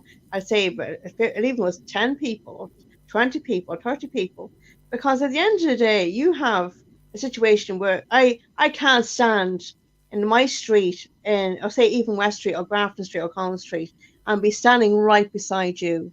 Whereas we're getting a bad look from a member of the public, never mind the guards. Because even when I was standing talking to a friend of mine on Sunday, I was getting looks as if to say, "Oh, they're not doing the safe distance," and that was just a quick chat with a friend. And to me, it's like the public are judging you, never mind the Gardaí or the government. It's the public that you nearly have to get past, and the fears and their fears. So it's like a 2-pronged thing. One is the public, and the other is the law, and that's the guards. Mm-hmm. And depending what's happening in the next 2 weeks, obviously, whether it's going to be a government formed in the next 2 weeks, still hasn't happened. No matter what's going on, we've no Taoiseach, but yeah, he's given all his orders about. After April. Mr. McHugh here is saying that he suspects Leo may call another general election. I was thinking that myself, actually, to go out to the people and try and capitalize on this, on the blinder that he's been playing. I can see that comment, but you don't think he has to lift all these restrictions in order for the general election? Could he leave the restrictions in place and still win an election? You think? Well, that's not a level playing field. Because I mean, Sinn Féin have to get out. We have to get out. Renew have to get out. National Party have to get out. Independents have to get out. He left them in D4, obviously, in the Fine Gael heartlands, right? Okay, Karen, another question for you, because I know that you were you're an ex-Garda Reserve. What would you do in that situation that I just gave to you? So you're out tonight, tomorrow afternoon, walking through Stephen's Green, and you're the Garda in control, right? You're the Garda in charge, and there's 5 people sitting having their sandwiches on the grass. What do you do? Well, to tell you the truth, what would you do from your conscience, from your point of you got to respect you're respecting the country, your uniform, and also but your beliefs at the same time. How would you negotiate that one? To tell you the truth, and it's very difficult because reserves weren't allowed to make decisions for themselves because they wanted supervision. For me, okay, so you're not a reserve. You've got the promotion. You got the promotion class. Yeah. Okay, I'm a full-timer. The guard in To charge. tell you the truth, if it was in that position, I'd actually leave them to it. Mm-hmm. And that's being honest, because I think the Gardaí have been used as pawns as they were in the past regarding the wars. They've been brought in as tools against the public. It's not much of a police state, is it?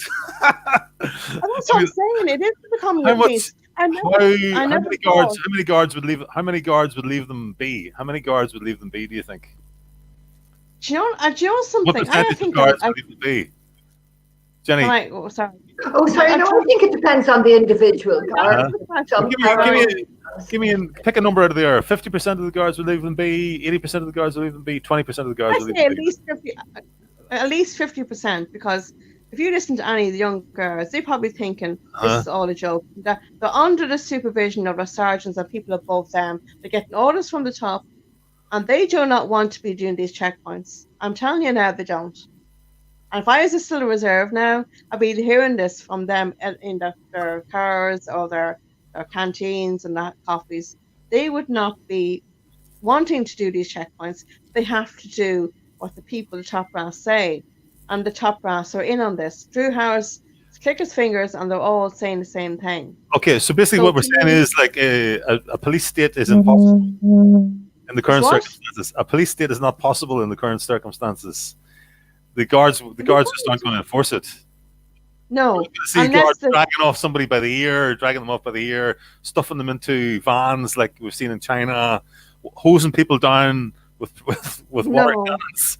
I don't think so. No. They don't even do that or rallies or free speech rallies. So, I mean, I don't see them doing. When are we going to have the march against the police state that doesn't exist, that is impossible to? Well, to tell you the truth, I think it's more.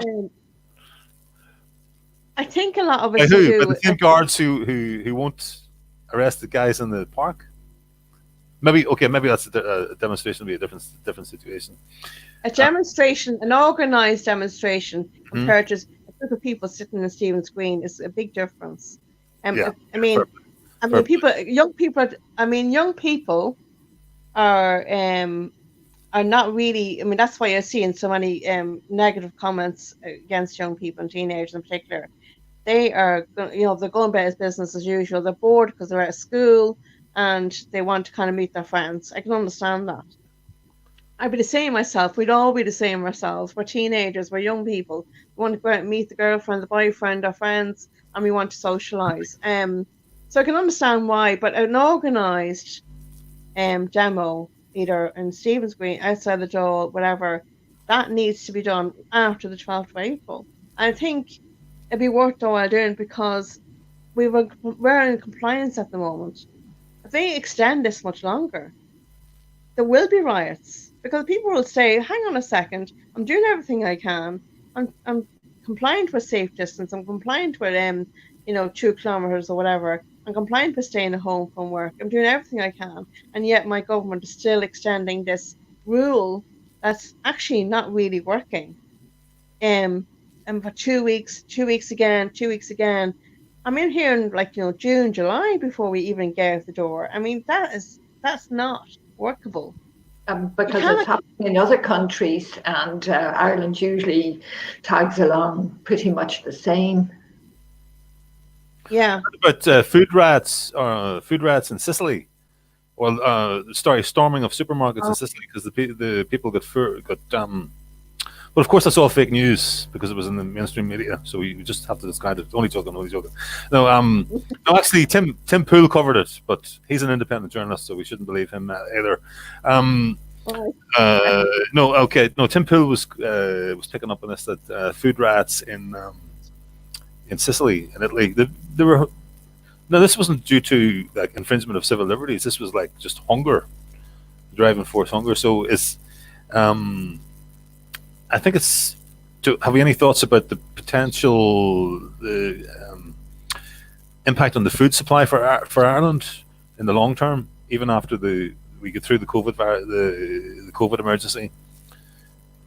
I don't think we want at the moment. I don't think the retail aspect of the food is a problem, because obviously it's clear people went into panic mode in a while. I think it's kind of calm down now, because the supermarkets kind of came back and hang on a second, we have plenty of food, don't go panic buying. So that's calmed down a little bit, you know. Yeah. I don't think that's the problem. I think we see in food riots, like, when the snow thing was going on 2 years ago. Not only that, that's only after 3 days, and that hasn't happened after 2 weeks. I don't think that's the problem. I think it's a problem of our freedom to move, and when and where and how is under attack, and that's where we need to be going from that point. Would you consider yourself taking a libertarian position? Would you consider What's that yourself a libertarian, someone for whom rights are the key thing, the most important thing that freedom of speech, freedom of movement. Yeah, they trump everything else. They would trump national security. They would trump emergency situations, or it would take very, very, very stringent straitened circumstances before freedoms can be reduced. I wouldn't go that far. I mean, we're only dealing with a common cold here, a very serious one, but at the same time, I think it's overblown in some cases, in the sense that I don't think it's killing people the way they say it is. And it comes back to what I said earlier on. The comorbidity is actually doing more damage than the actual virus, and that the government's response is too severe, whether it's across Europe, England or Ireland. So I wouldn't go as far as saying what you're saying, than putting my rights over somebody who's sick. I'm talking about... No, but I wasn't. I'm just asking you. Would you? I was explaining what libertarianism is all about, and asking if you see yourself. But you've answered me that you don't. So that's you've answered my question. Got it. Right. Okay. I just think the response is very, very tough and unreasonable. Unreasonable. It's overkill. Yeah. From both of you, the response. You feel that the response is very tough and out of proportion. Okay, got it. And Amy, John Lohan, John Lohan makes a good point. He said you need the army anyway for martial law. So maybe we should get. We were talking to the wrong person. We should be talking to Glenn from or somebody from an army background, somebody who's been in the army and asked. Give him that what do you call it? Hypothetical situation about the Stephen's Green test case. Yeah. Sorry, you want to say, Karen? What I was going to say is, Jesus, what was I going to say now? I lost my track of thought now. Sorry for interrupting. Me and my big mouth. Okay, we'll take Jenny. Do you have something to come in on? I'll just go through Jer's message here. It sounds ridiculous, but if people are so fearful, they'll do what they're told. Also, it will be seen as non-compliance and antisocial. Do you think the general populace have a fear of the Gardaí to that extent, and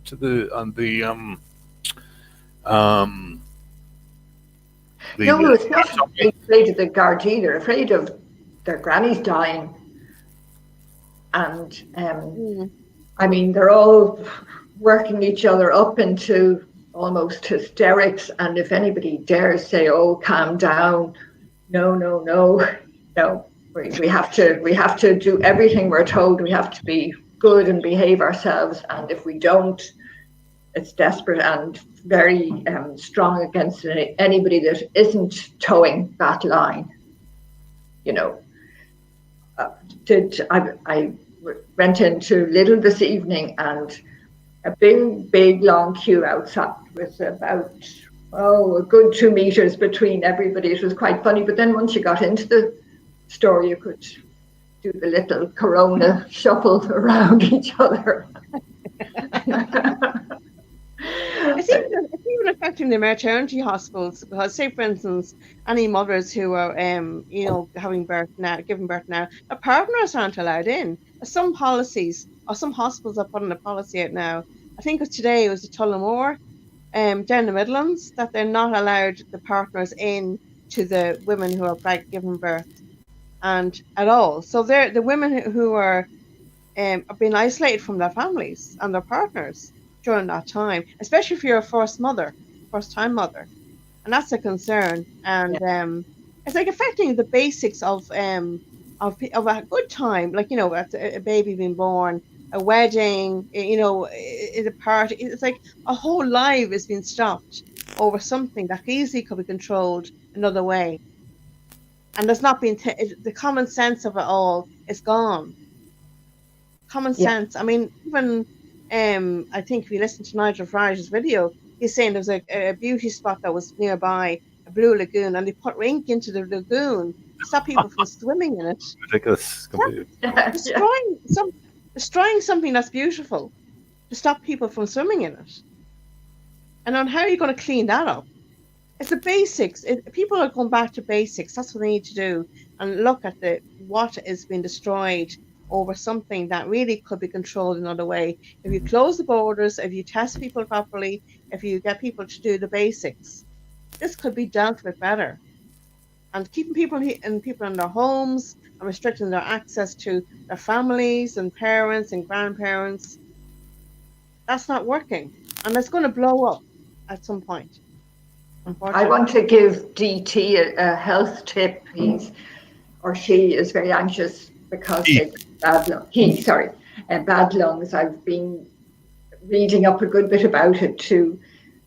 Vitamins are very important, and the main ones are D3 and vitamin C and zinc, I hear, and vitamin A. But the main one to go out and get, if you can buy it, is vitamin C in ascorbic acid form. It's a powder. You can get it in Holland and Barrett, and it's not madly expensive. It'll last you forever. And there's something amazing about this. It was well recognized in the 30s as a great healing, pain curing very serious diseases. Dr. Andrew Saul has a brilliant video about it. And the sicker you are, the more you can take. So, and there's a lady, Dr. Sarah Myhill, she has a great one as well. But the sicker you are, the more you can take. And on the jar it says half a teaspoonful, but no, you don't have to follow that at all. 1 teaspoonful is equal to 5 grams, and you can put it into you every 10 minutes. And the way this is going to sound great, the way you know you've taken too much is if you have to run to the loo very quickly. But other than that, nobody has ever died from an overdose of vitamin C. And you've probably seen that they did try intravenous vitamin C in China. I believe they were treating it there, apart altogether from these other ones, the anti-malarial one and some antibiotic that they're trying in America. But definitely vitamin C is the way to go. And maybe not so much if you don't have the disease, but if you do get it, you'll knock it out really quickly. Oh, you can stop it moving down to the lungs. You can nip it off at the pass with vitamin C. Yeah, when it's still a virus before it becomes a pneumonia. Bacterial infection. Very good. Especially chewing your food as well. I mean, vitamin C is a kiwi fruit and freshly squeezed orange juice. That's what I try and take every day. Another one, when I was in Waterford there with yourself in November, one of my friends recommended olive leaf extract because that was taken in a drink, and it kind of improves your immune system. Now I have quite a good immune system, but unfortunately at the time I had a very bad cough, but it kind of cleared up a good bit. It kind of gives you a good base. Immune systems, I cannot stress enough, is the backbone of any health. And unless you have cancer or cardiac problem, you usually have a good immune system, can beat pretty much anything. The basics of infections. I mean, we all carry something on us. It's on the skin, it's in our throat, it's in our our mouths. We carry something, and we need to be able to beat that with an immune system that's basic. And we don't seem to see that anymore, because guess what? We don't clean our houses too much to the point where they're too clean, or the children are not allowed to be playing in the muck and playing on the floor, that they're getting all these allergies, so that when they're getting sicker than they should be. So when I was growing up, we didn't have all these illnesses. We were allowed to have the vomiting bug. We're allowed to have mumps and chicken pox and everything going to allow us to get that immunity to a level where you weren't getting sick anymore as an adult. And you don't see that anymore. As soon as we get a sniffle, we're going to the GP. Mhm. Common sense, I'll tell you. The other Not thing, necessary. sorry for butting in, Karen, don't get the flu jab, because if you get... I don't. No, I don't mean you, I mean anybody listening. If you get the flu jab, I it agree makes you with you much totally. more prone to getting this. Sorry. Jumped in there while I thought, but... No, you're right. You're absolutely right. And I mean, even before Christmas now, they start really early and they go right up until January. The HSC pushes it right onto the hospitals, and we're getting clinics all over the place. Clinics, mobile clinics all over the hospital. You're given this goodie bag with a pen or a lanyard or a bar of giving chocolate. it to the kids.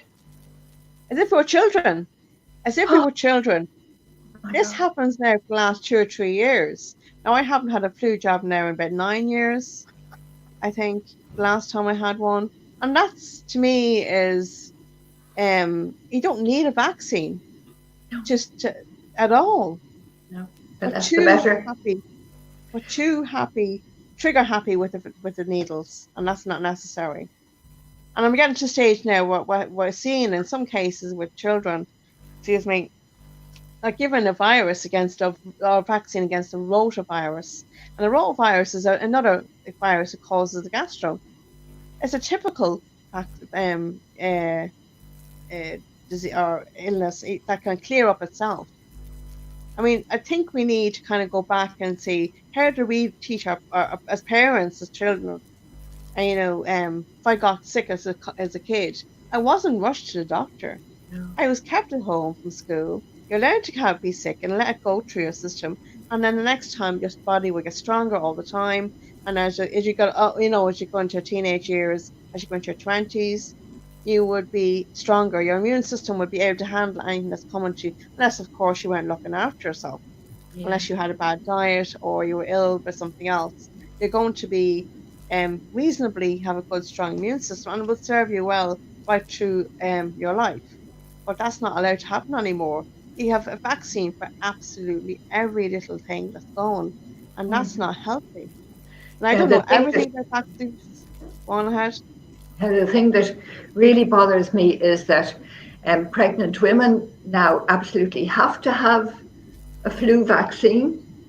Yeah, that's ridiculous. It is ridiculous, because not so long ago you had to watch like a hawk what you eat. Don't eat raw eggs or mayonnaise or something like that. And now it's okay to give yourself an injection into your bloodstream. So that's the start. Well, I don't really, we'll save the autism debate for another time, or the vaccine debate for another time. But it's the start. That in itself is a whole topic. I know. Yeah, we'll put that on sometime. No, I do find that even with people I work with, and we've seen enough of pregnancies in the last few years, and as soon as they're pregnant, it's like as if they lose the ability to question. Yeah. And you think with the job that we do and being in the hospital, they would question more, but they don't. They go the other way. Oh, we must do this, we must do that, we must get the vaccine, we must because I'm pregnant. That isn't going to work, because go back to basics again. If you're pregnant, you eat well. You do your exercises, you go to classes, and generally the pregnancy is healthy. But this vaccine, because you're pregnant, or you must get the flu vaccine and every other vaccine that's going, is not acceptable. And then when the baby's born, the child is going to get a vaccine of 6 in 1. I questioned it one day, and they didn't want to know. They didn't want to know about why a child is getting a 6 in 1 vaccine and the child's only a few months old. And that to me is unhealthy. You're not giving the child a baby a chance to kind of build its own little immune system. And it doesn't happen overnight. It's built up from day one, right up until, because of what I see in the hospital in Crumlin, we see enough of children coming in with viral illnesses they don't really know what they are.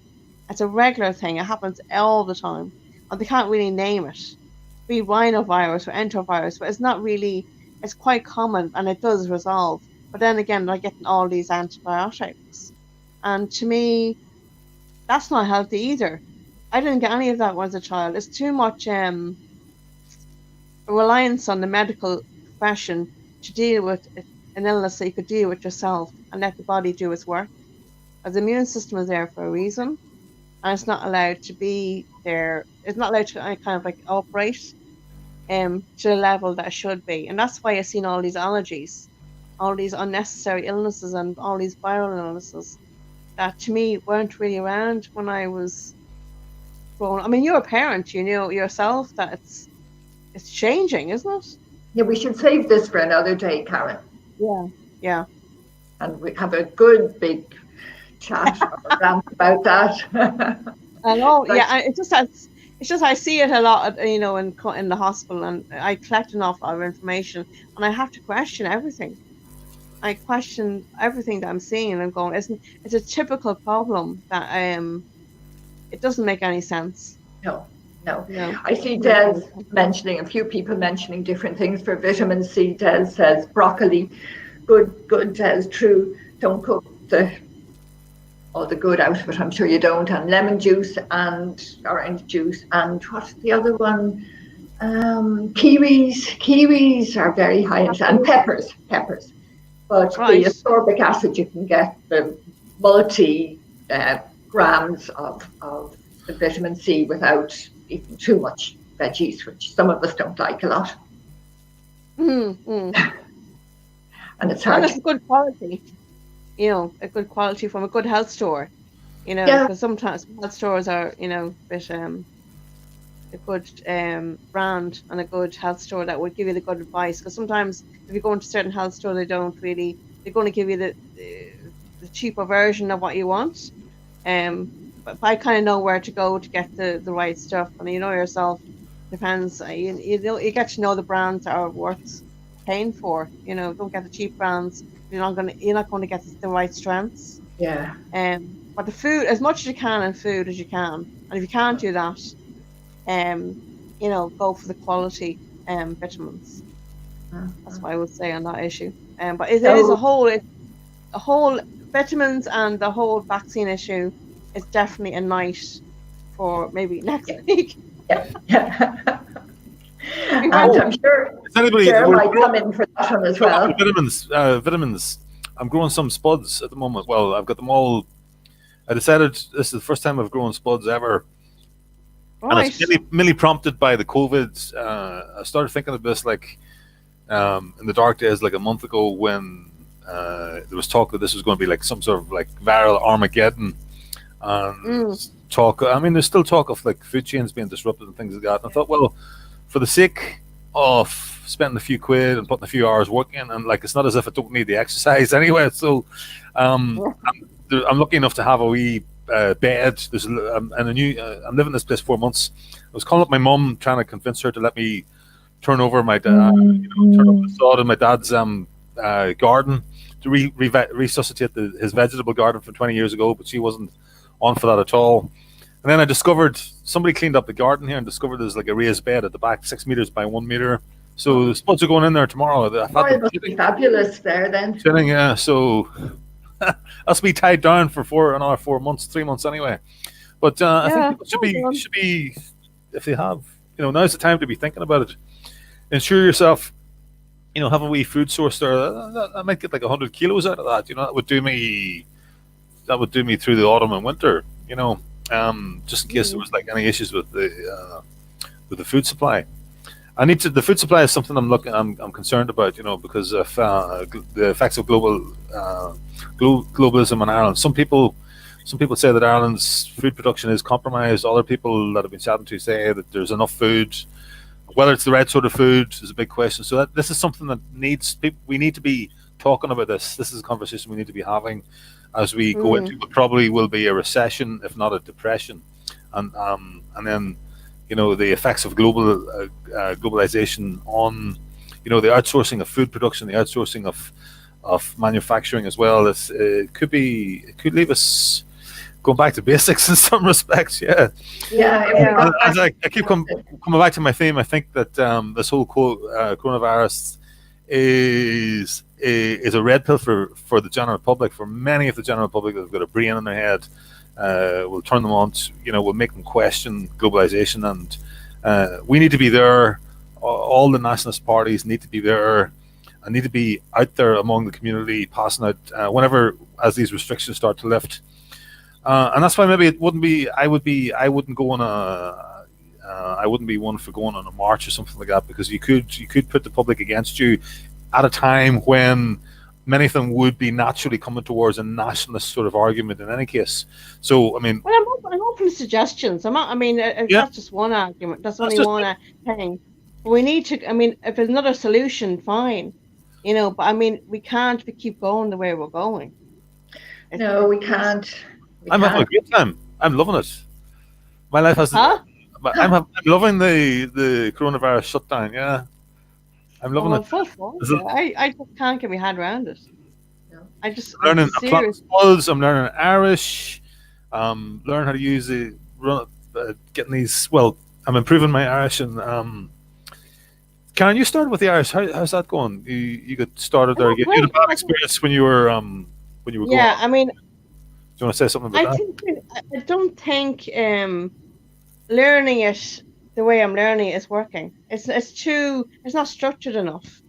Mm-hmm. I'm not disciplined enough. I don't think it's. I think you're better off going to either a class that's structured for adults that found it difficult as children at school learn it. There we go. Any Irish teachers out there who are looking for a new student, you can take Karen and do Skype classes with Karen. Maybe we could do it as a nationalist thing, as over across the. I think the National Party were talking about bringing that in. I'm not sure if it actually went to fruition. It was affected by the coronavirus thing. Certainly, when I get my skills up, I'll be looking to do that sort of thing. Anyway, go on ahead. Sorry. What? Now that you say that, why don't you do a class a week or every other day, and go back to basics, and we can learn how you pronounce a word or a phrase over online.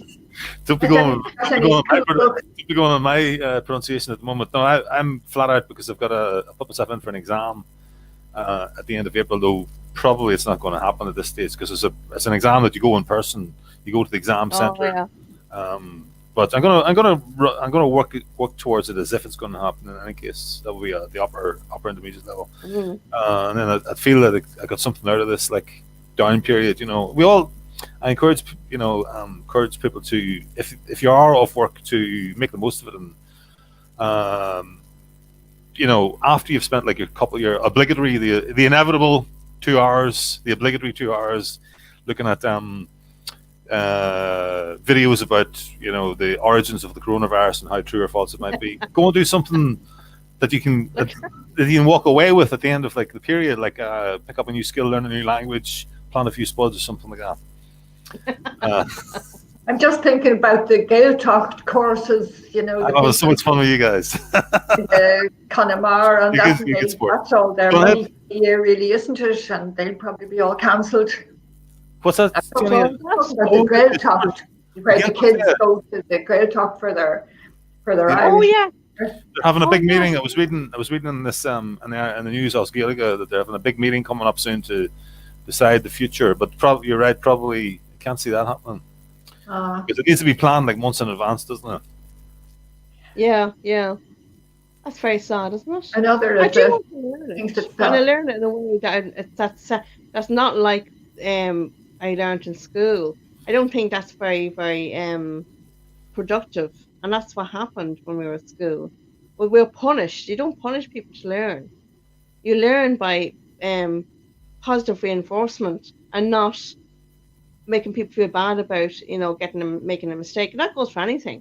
It's learning French or German or Spanish or whatever, any language. Some languages are very hard to learn, and Irish is one of them. I have to say, it's not an easy one. I probably think more of French than I would of an Irish language, and I think learning it in maybe online or even being taught through a class, a more productive class, will be better. I think I'm more likely to do it then and be more actually to kind of engage, you know, a bit better, I think. So I don't know what you think about that. At the moment, everything's on hold, but you could do it online, I suppose. Yeah, you can do lots online. You can do language classes. Online Skype is made for language classes. I teach English online. My girlfriend teaches Spanish online. That's what she's doing out in Georgia. You know, Georgia, that terrible war-torn country that exports all its refugees to Ireland, has the largest number of the highest proportion of refugees in the Irish DP system come from the country with the highest representation is Georgia and Albania, and yet in the Georgian let me see, the tourist guides that I was handed when I landed, they boast about being the sixth safest country in the world and the safest in Europe. And there hasn't been a war there for 10 years. It's a lovely, clean place. It's beautiful. It's absolutely beautiful.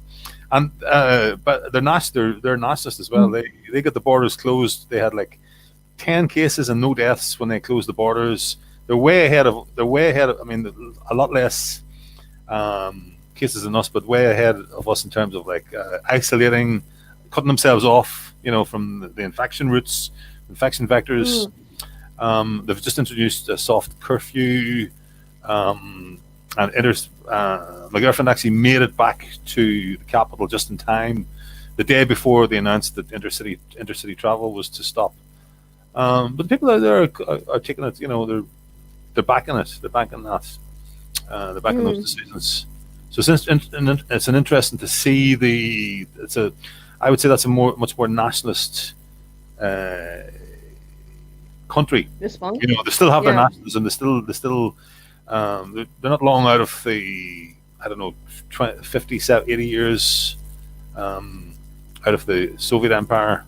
No, what am I talking about? It's 80 years out of the Ottoman Empire, and then they've just been passed around from one big empire to the other. So, you know, now that they're freedom, they're making sure they're hanging on to it. So we could take a lesson from them. Yeah, because like they were part of the Soviet Empire there until 1990, 89, whenever the Berlin Wall came down. Anyway.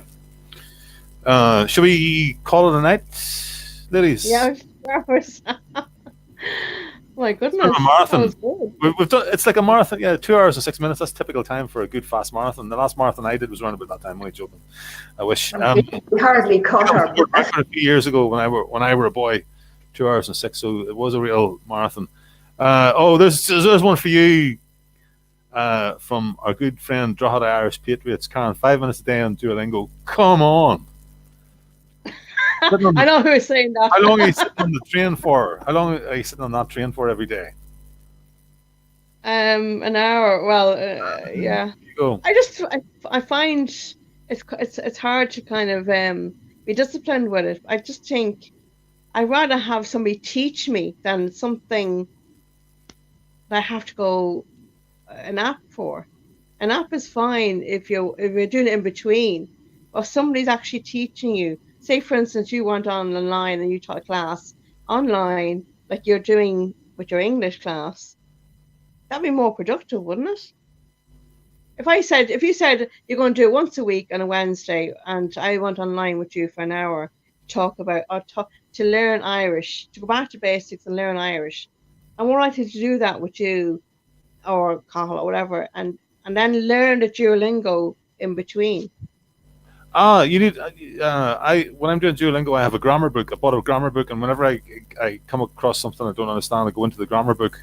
There's a new technique in language learning called grammar on demand. So you don't learn grammar until you need it, until you're curious about it, until you know. There's nothing worse than sitting and learning a big table full of grammar, and it's so stodgy and boring because you haven't. You know, it's like somebody giving you a class.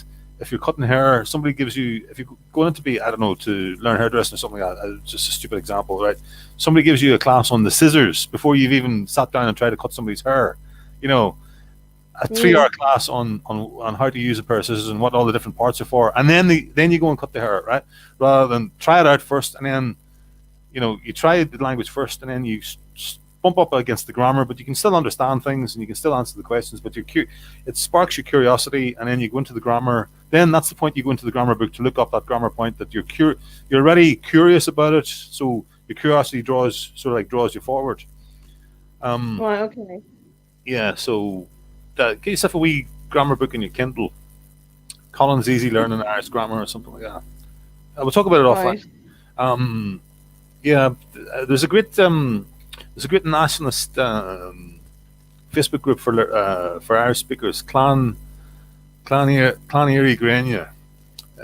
Send me an email. And my email's in the about section. If anybody wants to get in touch to be on the show, I'm looking for activists, because my channel is all about highlighting and putting. DT said something in there. Kakposhivayechi.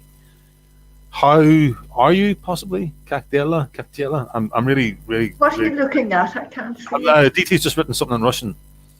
Yeah, Kakposhivayete. I mean, I'm really basic, really basic. So I don't know. I can just about pronounce it now. I don't know what it means. Anyway, listen. Let's call it a day. Let's call it a night. Please like. We did very well actually. We pulled in a few likes there. 15 likes, 12 watching. Got a few more subscribers there. So well done, ladies. Thank you very much. I hope you enjoyed. If you enjoyed yourselves, that's cool. And I think thank you, Jenny. Relaxed and just. Bye, Karen. Night. Sleep well. So yeah, like, share, subscribe. Keep the thing going. Thank you. And get in touch if you want to come on. Activists, female activists, male activists, any Irish nationalist activists. That's us. Right. Good luck. Good night. Bye.